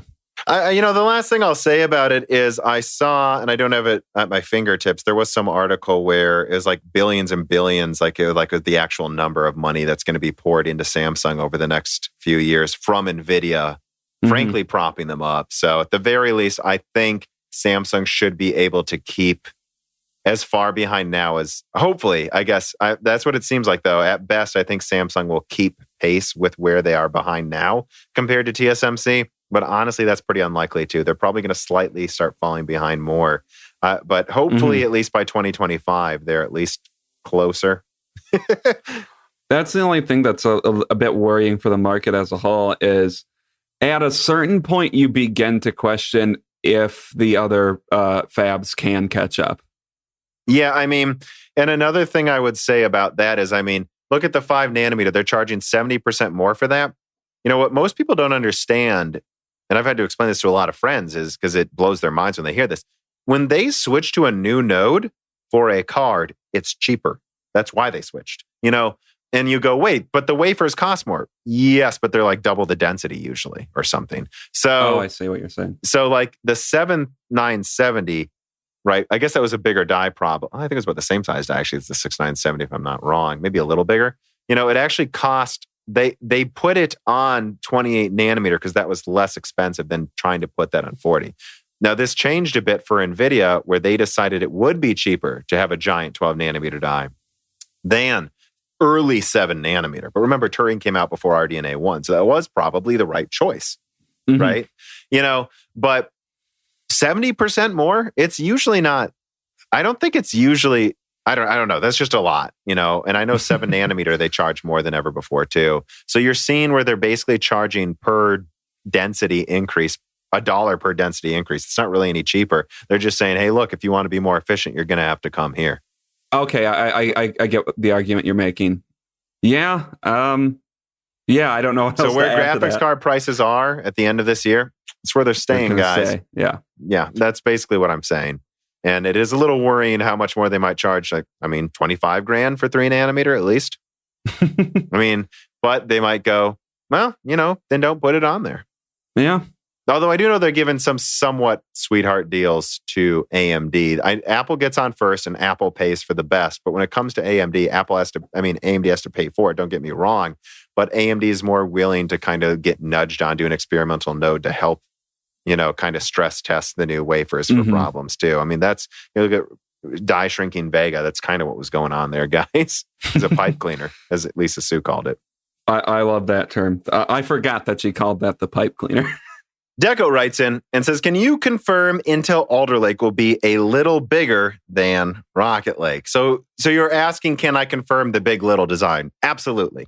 Absolutely. I haven't done an Alder Lake update for a while. I believe I did a full Alder Lake leak, though, that was separate from that Whispers of Golden Cove one. And then I also did, after that, the Sapphire Rapids Alder Lake combination video. Guys, highly recommend that video, by the way. I'm pretty sure it's 100% correct so far. My Intel sources have been dead on since a year ago. I mean, that was really the first company I really started getting the full scoops on a lot of their products coming out with high accuracy. I haven't updated any of it for a while because I'll just be honest, I was focused on Ampere, now I'm focused on RDNA 2, and I will be focused on a new APU video again soon, I think. And those actually take a lot of work with the APUs because I don't remember half the crap they're launching. So I basically have to relearn their roadmaps to tell you what APUs are coming out. But yeah, I mean, since I've heard Alder Lake, the only update I really have is I think I assumed Alder Lake is 3D stacked. I actually don't know if I said that in the video, but I have been assuming that. And I don't think I think I said this in the last podcast we did. I don't think it is. I think it's just a big little design. I can confirm it. It's on 10 nanometer. And I'll be saying this in an upcoming video. I believe Tiger Lake yields, Dan, are actually at early Skylake yields. So, Intel's 10 nanometer is a real node, guys. It's real. Tiger Lake H can't come soon enough. That's why Rocket Lake U was canceled, which I gave everyone a heart attack on Twitter saying Rocket Lake was canceled when I meant Rocket Lake U, the mobile version. That was a contingency plan if Tiger Lake didn't yield well. But apparently it's yielding great. Intel has no worries that the 8-core model will do well. I've heard there's going to be they're going to market gaming laptops hard when 8-core Tiger Lake comes out. So yeah, that's all good. Alder Lake should be good, and it is a big little design, Deco. I really think that people are underestimating how good at gaming Alder Lake could be. Now, will it overall be better than Zen 3? Well, I think it's 8 big cores and 8 little cores. Is that better than just 16 big cores in Zen 3?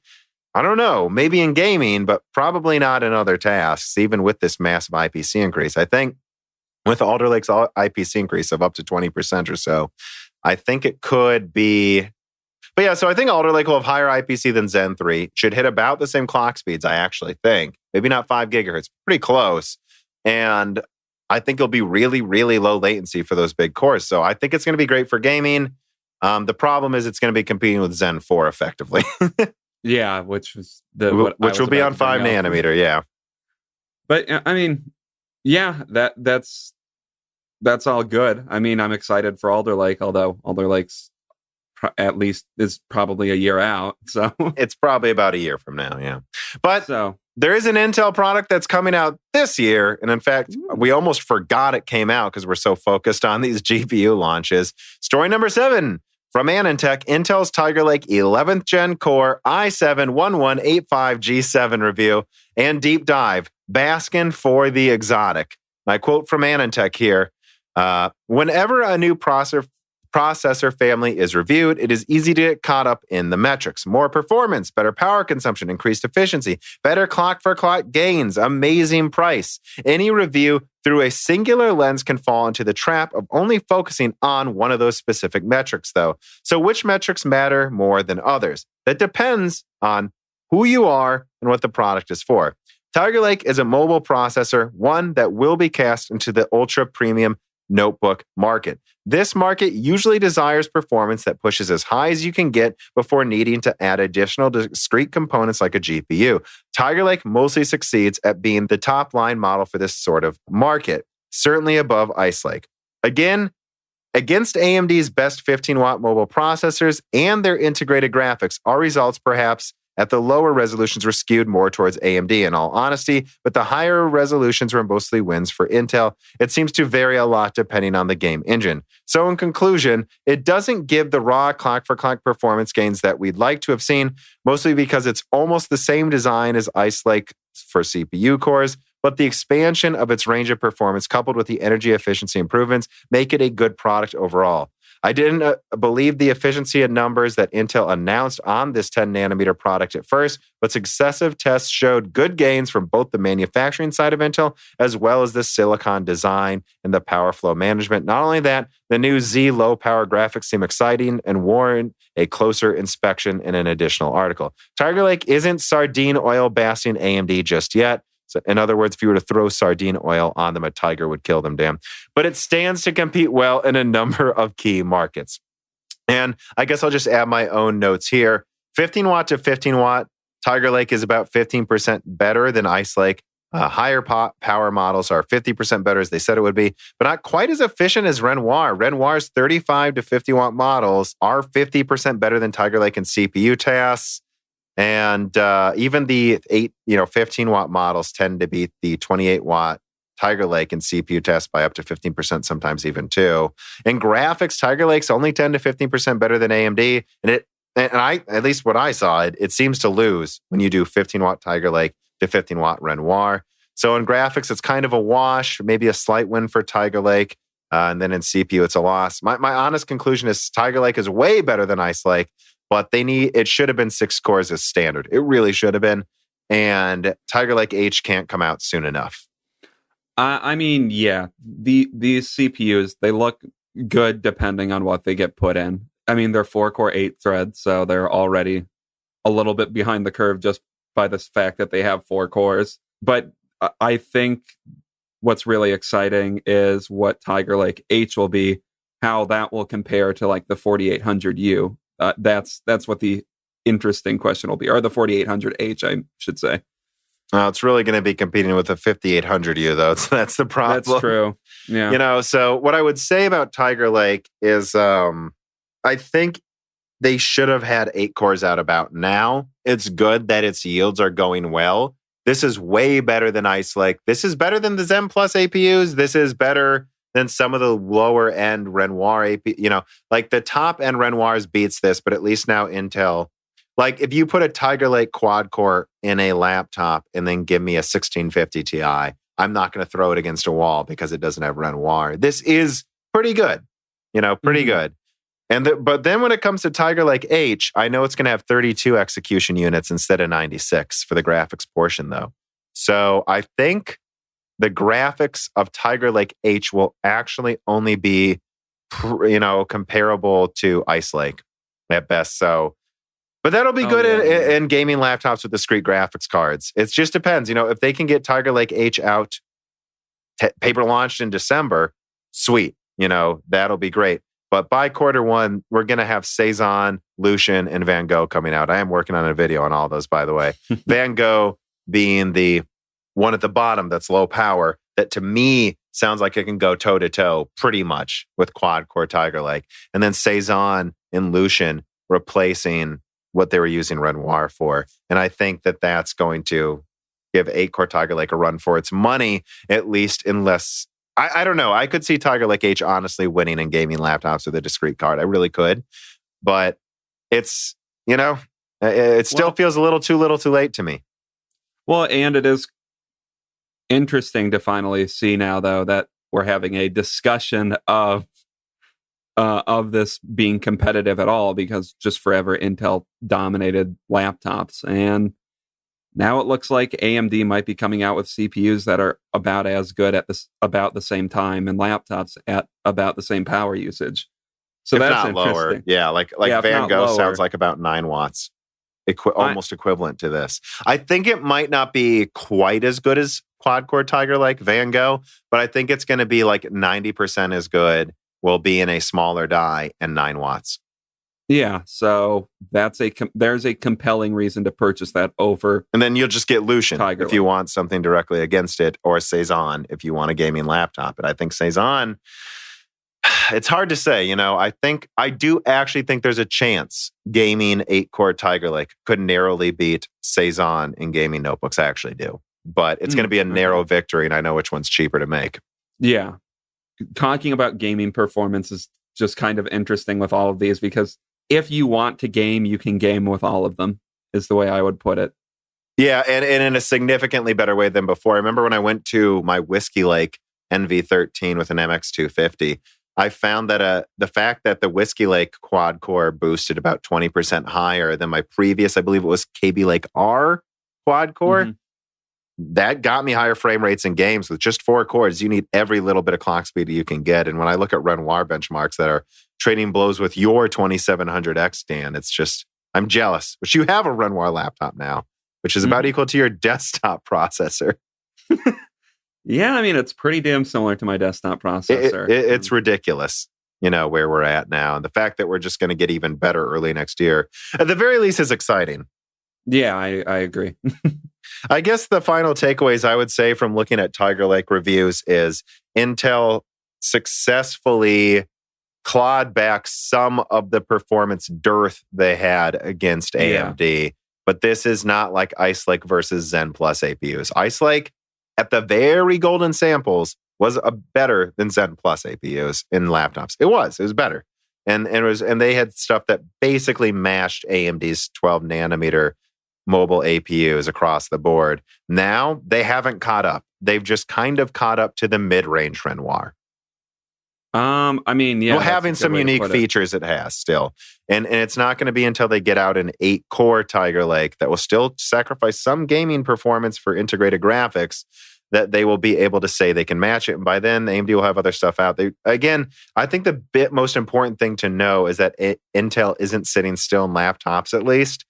And that I'm happy to hear their yields are getting up to where 14 nanometer is.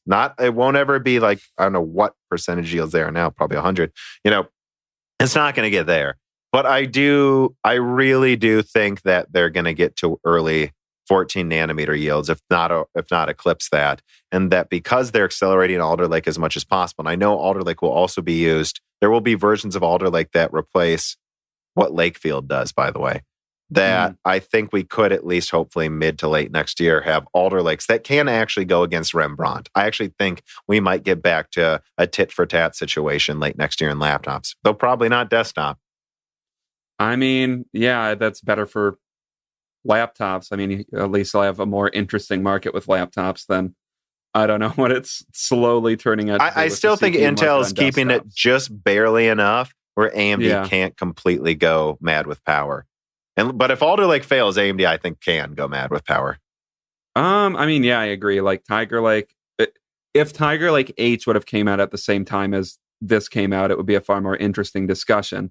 But where it is now, AMD still has to try to remain competitive. They can't just run away with the market.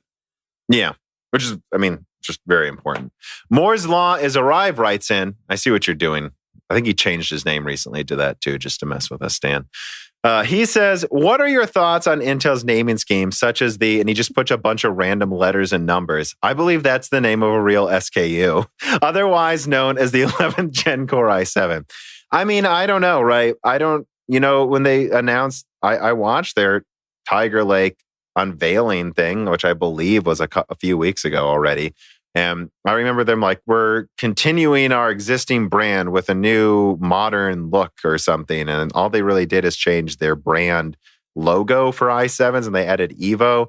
I don't know. I think the naming scheme's a mess. I think they're not sure what to do with it yet. It makes sense if you're a manufacturer. Like you look at i7 1185G7, and you know exactly what that processor is, I'm sure.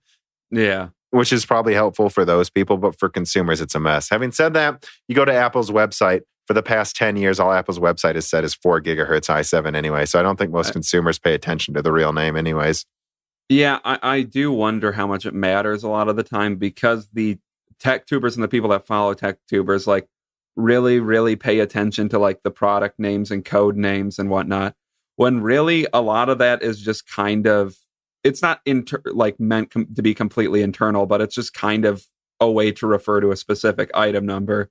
A lot of people don't really give a shit about that. They're just going to see, 11th Gen i7, 3.6 gigahertz or whatever, and they're never going to need to know the model name for this i7. Yeah, I think there's no way around it, though. If Zen 4 crushes Intel into the dust, they need to, whenever they do swing back hard, if they do, they need to change naming schemes, which I think is actually somewhat unlikely because, I'm sorry, the i7 brand is incredibly important. Like everyone, I mean, it's a thing. I have an i7, but I do wonder if in a couple of years they'll want to reinvent that. Or at the very least, what they should do is just start over from square one, like i7 100. We're starting from scratch.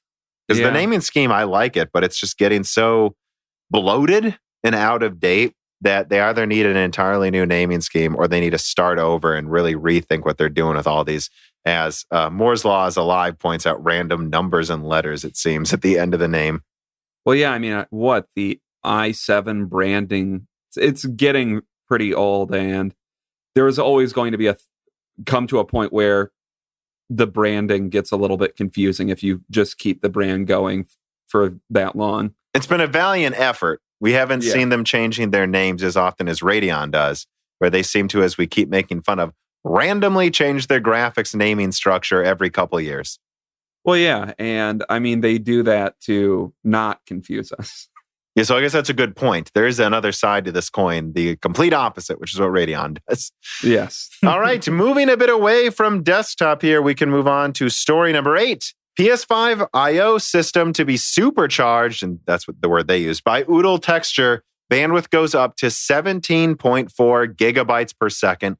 Quoting from WCCF, the partnership with Oodle will allow the PS5 to go much further when it comes to bandwidth peaks and compressed data. According to Oodle, the previous 8 to 9 gigabytes per second quoted by Mark Cerny for the I/O bandwidth figure was provided by Sony by multiplying 5.5 gigabytes per second peak bandwidth of the SSD compression ratio to 1.45 to 1 or 1.64 to 1. However, when factoring in Oodle Kraken and Oodle texture, the developers of the technology have seen an impressive compression ratio of 3.16 to 1 for a texture set in a recent game. This would translate into an I/O bandwidth peak of 17.38 gigabytes per second, as mentioned in the headline. I didn't put the rest of the article where at the end they go like, we don't know if this will affect performance. Guys, it will. I don't know what WCCF Tech's vendetta is against the PS5, but yeah, I mean, this popped up a while ago. I mean, what was your reaction to seeing this? Let me ask you this. Have you seen anything from Oodle? Because I actually had developers pointing me to Oodle for a while. I don't know if I don't think I've ever seen Oodle brought up before, honestly. I think I had heard about how the theoretical bandwidth of the PS5 can get up to like 18 gigabytes per second though. And I never understood where that came from. But yeah, I mean, I don't know. It's Sony's really getting a lot out of that 5.5 gigabyte per second SSD.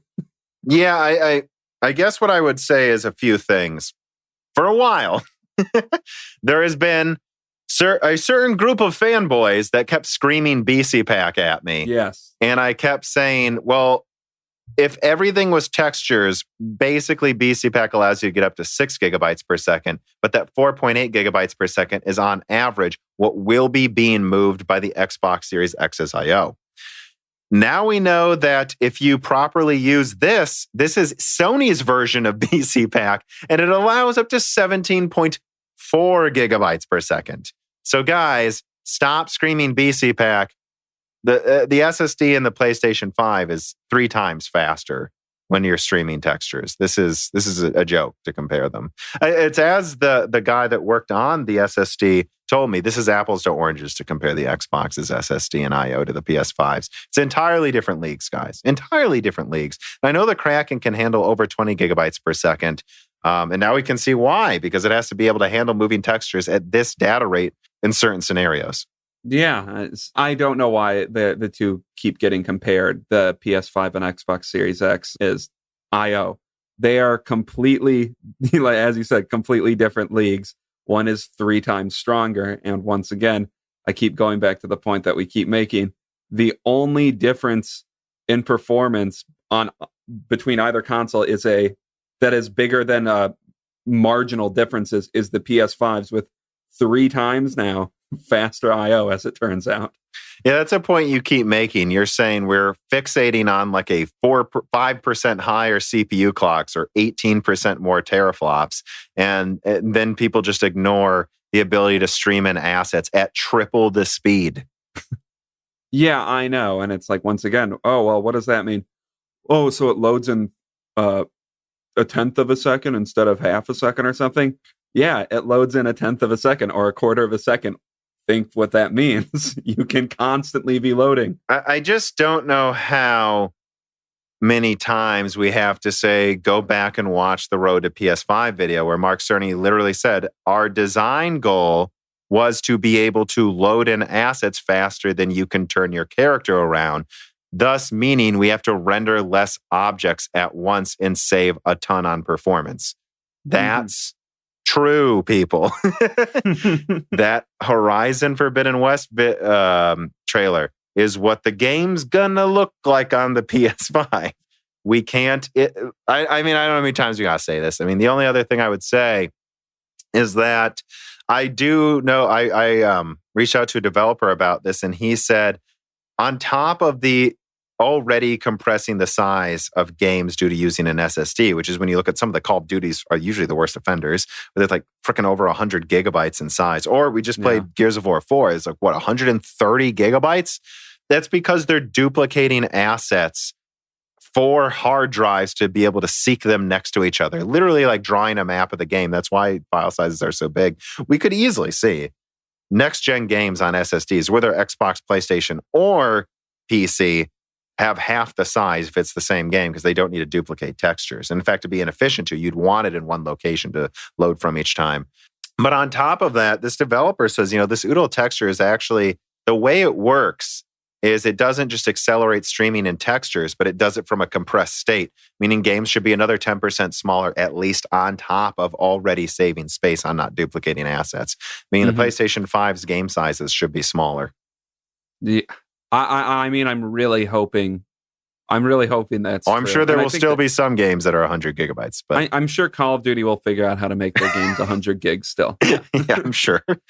But yeah, so I don't know. I mean, do you have anything else to say about this? I thought we did have to cover this because it's quite exciting. And again, I guess, I'm sorry, I'll say just to dispel some things. Like there's been some people like, well, this is interesting, but I don't know if it'll affect any launch games. Someone said that in my Discord. I'm like, dude, I knew about this months ago. I just didn't have an exact number. This will, and they literally say in this press release, in current games we've seen, it's in the games already, guys. Will all third-party games maximize it? I don't know. But I had developers pointing me, and I had developers pointing me to Oodle and their website months ago. Yeah. So developers have been aware of this for a while. This isn't like some new thing. No, it's just getting pressed now for some reason. Well, we haven't even seen a die shot for the PS5 yet. Yeah, that's true. It's probably for a reason, guys. I'm just letting you know. Watch my past videos for what those reasons probably are. Well, that is the final story. So I guess let us just get into some final reader mails here. Root Knight writes in and he says, would you bet $20 that by December of this year, we'll have several videos on YouTube featuring console killer gaming PCs that just put in a QLC SATA SSD and a 4-core 8-thread CPU? Absolutely, I bet that happens. I'm not taking that bet. Or would I bet $20 that happens? Yes. I can't wait for shitty tech websites writing those articles again. It's going to be awesome. They're going to say, well, yeah, you can build it for $500 if you buy this used GPU with a broken fan on it. And it's going to nail awesome. It. Those potato masher builds around the launch of last gen where they were like, you just nailed this. They literally nailed like a 750 Ti to a board of wood. You want your computer to give you splinters. So I do like that they're just nailing it to a board of wood. Yeah, but no, I mean, Root Knight, yeah, we're going to see that again. They'll just throw in an SSD, or, I mean, let's be honest, some of them will just put in a PCIe 3.0 SSD and pretend it's equivalent. It's not, and I don't know. It happens every gen, and it's never going to stop happening. I get to gloat a bit about this. I get to gloat because I said the consoles will not be $500, and the digital version of the PS5 will at most be $400. And I was right, dead on the money with the pricing of the Xbox. I said the Xbox Series S will be $300 or less as well, and it was. So this wasn't guessing. I did the bill of materials, and I'm like, they can make a profit and sell it at this price. And by the way, guys, the PS5 disc version is making a slight profit. It is. And that's how marked up do-it-yourself stuff is. And every gen, for some reason, tech reviewers don't get that through their heads. And I don't know how many console gens we need before they get that. But they'll never get that because those headlines generate clicks. So I want to tell some people what they want to hear. I guess what I would say is, do you think they would have done it for no reason, guys? These aren't dumb companies. Microsoft and Sony put SSDs in their consoles for good reason. And from what I've heard from developers, they were begging them to do this for the PS4 and Xbox One. Yeah, and they were like, even if it's just 100 gigabytes, do it. Please, please don't make us have to do another gen of hard drives. Yeah, and I'll just say, thank God we're finally putting the final nail in the coffin of hard drives. Well, again, the final nail will be when SATA SSDs start getting to a similar cost as hard drives per gigabyte, which some people say, no way. And I'm like, they're only more shift and it's almost there, guys. There. And yeah, I know there will be some that are way more, but for most drives, it's getting pretty close already. I mean, I don't know. I could probably find it depends on what capacity it is, because at a certain point, lower capacity hard drives aren't going to be made any cheaper than the larger ones because of material costs, though. So yeah, that's true. Yeah, I mean, I wonder. I bet I could probably find a terabyte hard drive at this point for $30. But Trav Hogan writes in and he says, "Hi Tom, I hope you and yours, I assume yours, Dan, are doing well. Thank you for getting to my DLSS 3.0 question and Die Shrink 28. I have a follow-up in regards to AMD's upscaling chip, which I assume is responsible for checkerboard rendering. You mentioned that's included in the previous gen consoles. Yeah, at least I know the launch PS4 and Xbox One had some pretty decent upscaling chips, especially the launch Xbox One, because they knew they would need it. And then I know the PS4 Pro also had a really, really impressive upscaling chip. because Sony knew it would certainly need it because it wasn't running games in native 4K usually. So yeah, I mean, the original Xbox One and the PS4 Pro both did. I'm sure the Xbox One X also had an impressive one, although that could certainly run games in more closer to native 4K more often. And those are really, but he continues, those were released in 2016 and 17 respectively. If AMD had established this upscaling chip during those years, why have they left it out of their recent GPUs as of now? Wouldn't this have been a prime candidate to be included in the 5700 XT to combat DLSS early on? If so, do you believe AMD dropped the ball by not including it, or did they just not believe in the DLSS proposition at the time? As you've reported, AMD is taking DLSS seriously now. They are. And I'm wondering what has potentially changed their mindset, if at all. All right, so there's a few things too. He says, love you, what you guys do, and best regards. Well, thank you, Hogan. We love that you love what we do. And that came out weird the way I said that. I said that in like a robotic way. Anyways, though, there's a few things you said, Trav, that need to be addressed. So first of all, when it comes to taking it seriously, absolutely, when DLSS started, it was a meme. People were making fun of it, like the blurry mode filter. But something happened clearly in in late 2019 where it started to work in some games, especially in 2020. And, so in terms of taking it seriously, I mean, they would have to be by now for that reason alone. Additionally, when it comes to like putting these dedicated chips, I'm going to be honest, guys, I don't know why they haven't done this a while ago. I think Linus Tech Tips did this one review of like a $70 HDMI cable that has to be powered to use. And I got one because he found that it actually successfully added ×2 MSAA with a built-in ASIC in the HDMI cable to console games. I tried it on an old PS3. This was like 4 years ago. Mm-hmm. It works. It worked. It did work. I compared it. Like it straight up added a certain level of like, not a ton of AA, but it did for free add ×2 MSAA to my PS3 games. Like it just did. And it even added it to like, it would upscale, I believe, 1080p footage to like 4K through Hulu and stuff. And I was blown away by this. And I went, wait, what the hell? Why hasn't AMD added this? Like, I don't know, right? Does it add $50 to the bill of materials? Probably not. Probably 20. I don't know. I think this is common sense to add a dedicated upscaling free MSAA chip. I mean, if you do something like that, that's effectively DLSS anyways. Outside of that, I think they'll do something like that? Honestly, from what I've heard, it kind of sounds like they're just going to have a new algorithm they've worked on that's been informed by the things that have been put into the consoles. That is a combination of sharpening and upscaling. Do I know if it's baked into the silicon at all as a dedicated part of it? I don't know, but that's what I think their solution is, which is basically what DLSS is, if we're being honest, guys. Yeah. I mean, half of those games, like I think they called controlled DLSS 1.9. Guys, it's upscaling. It just has a really good algorithm.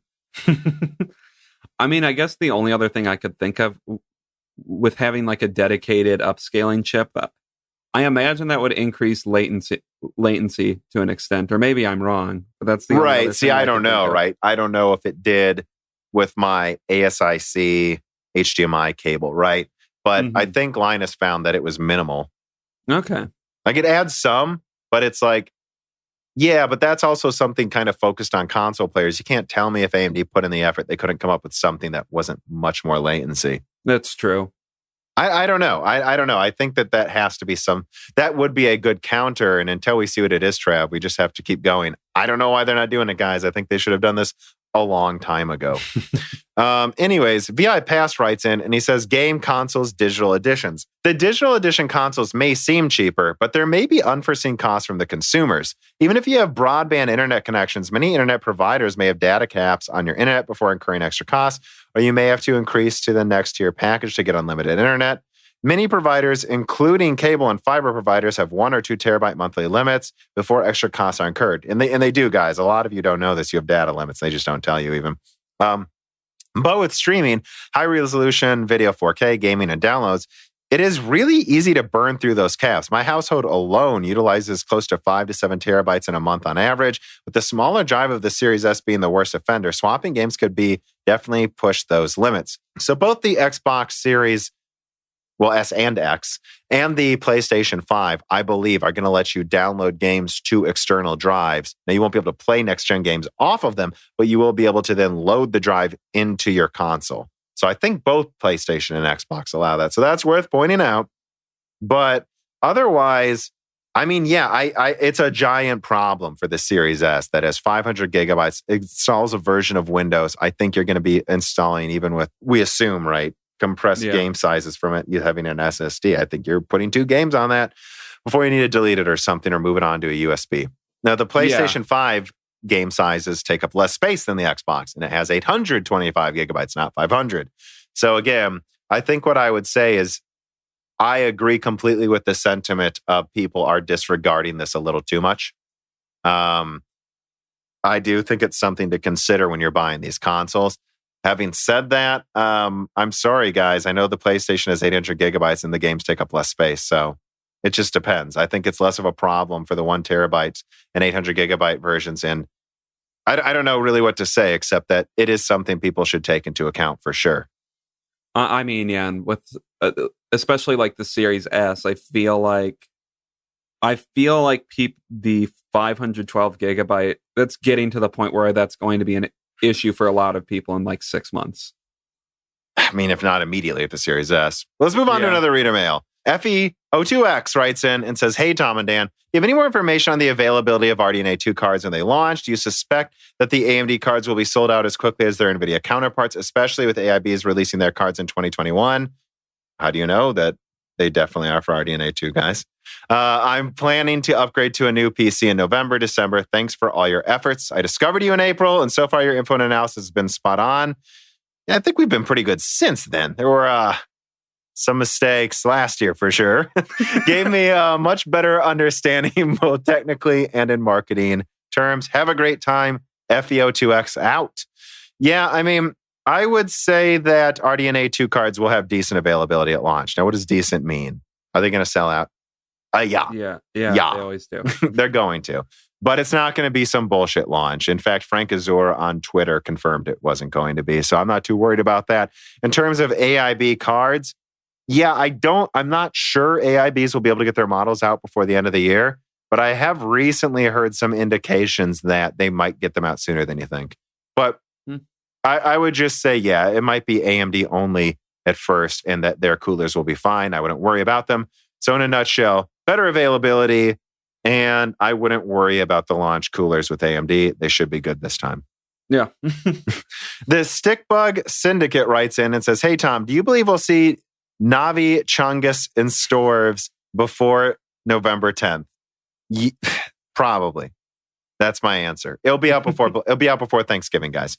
RDNA 2 should be out before Thanksgiving. Let me write that down as a timestamp. That's definitely something everyone's gonna skip to. Gonna want to know. Yeah.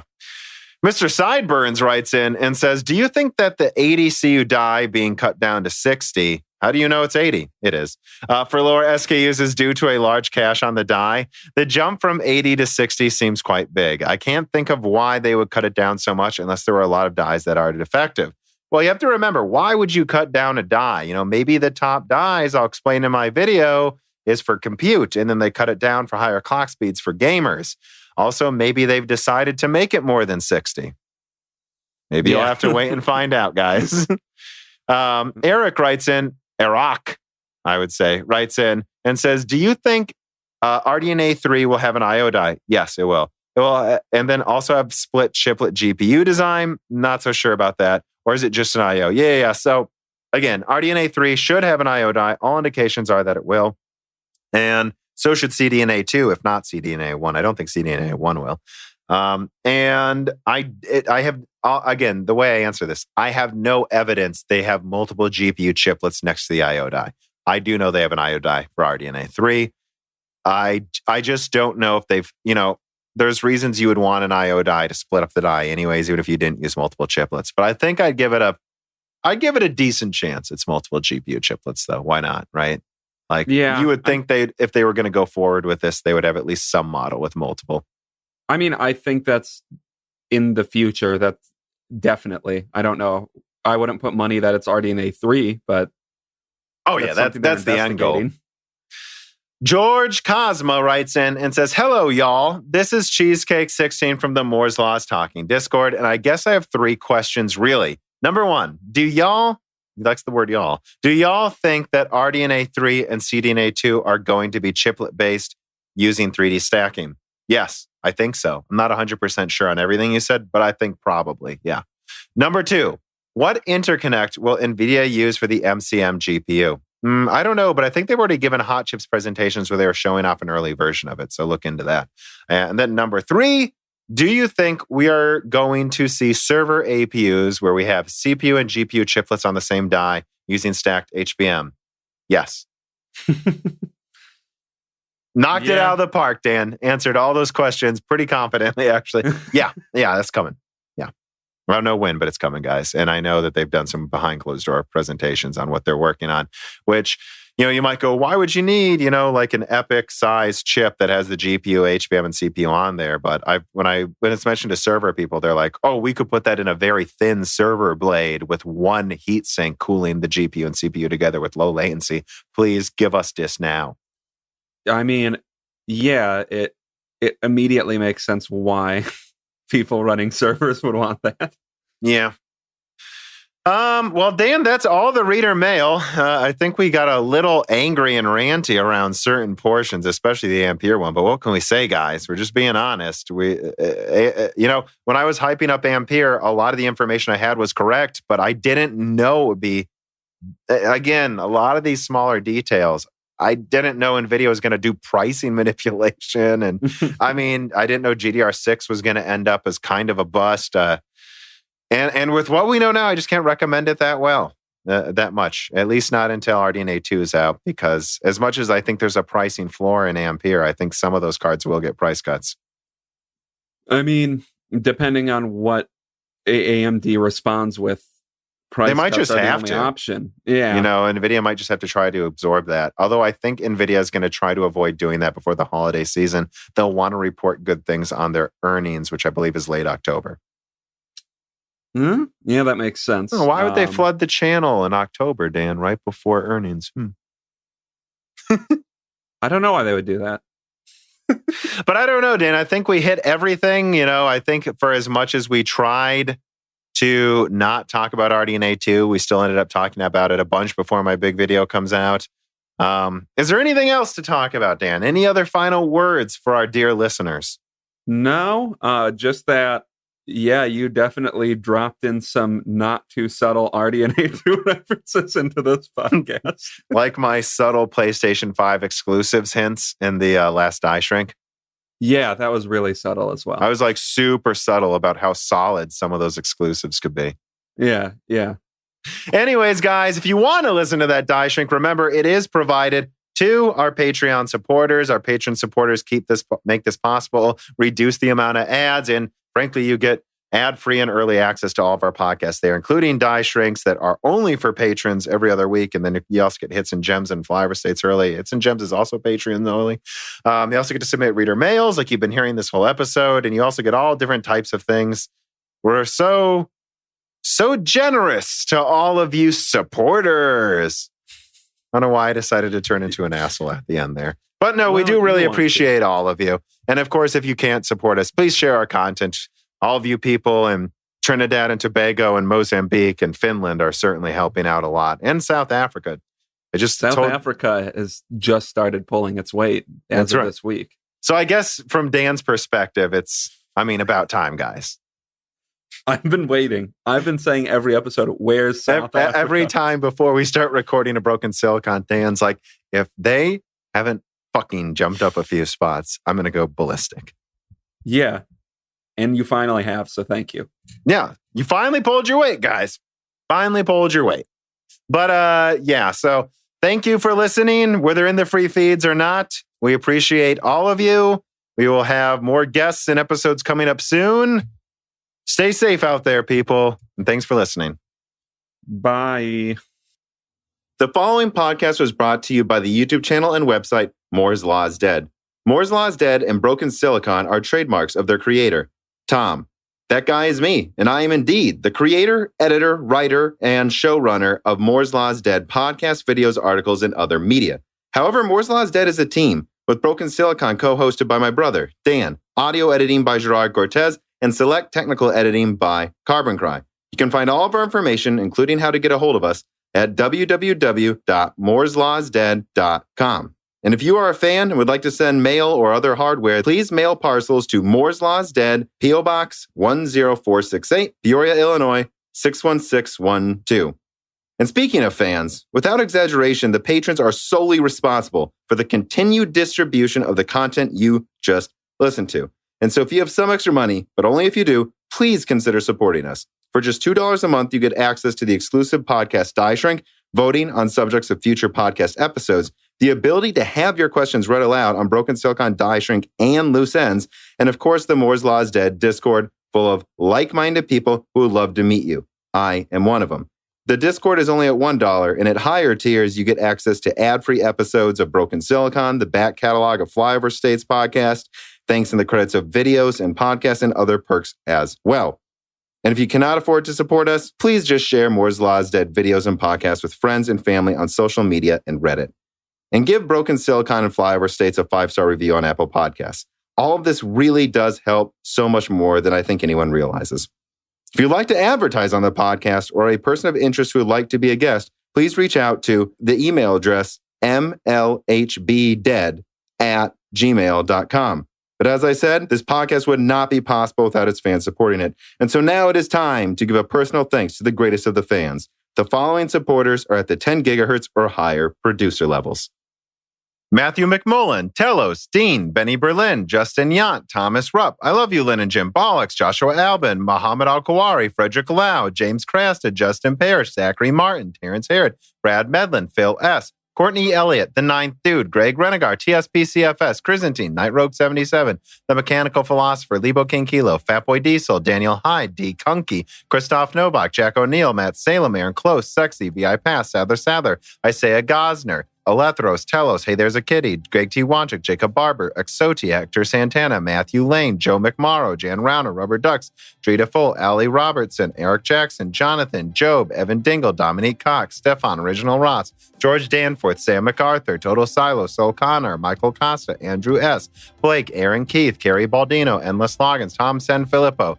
Justice Brennan, Ivan K., Trevor Powers, Cyanora, Alenia, Joshua Staveness, Daniel Nishbal, Franco Frederic, Hardware Numbers, Alex Castillo, Dark Rain 2049, Leighton Perry, Mac, Carlos Valdez, Carnivore Bear, Macdo226, Zebra Zebur, Slicky, Metin Porseji, David Cowden, Ricky Tan, Goranadin, Patrick J.S., Justin Staples, Freddie Quinoas Jr., Christopher Foster, Kiwi Phil, Joaquim Hagan, Sarah Light, Anthony Garefa, Matthew Griffin, Alex, Joseph Loria, Colm Marco, Deke, DHR Taumak, Raul Abaneni, Cheesy Ramen, Jake Dude 23, Brian Riggleman, Maxime Bratukin, Ryan Deniscu, Dave McCoy, Falco Milev, Messieurs, Paul Bogdan, Morton Svensson, Andrew, Thomas Sommers, Maurice Courtois, Matthew J. Link, Mose from Oz, Mai Sharona, Derek File, Roman, Jacob Stan Kawezik, sorry if I got that wrong, Jack Pym, Austin Tanis, JPB, and of course, thank you to Sahara for the music.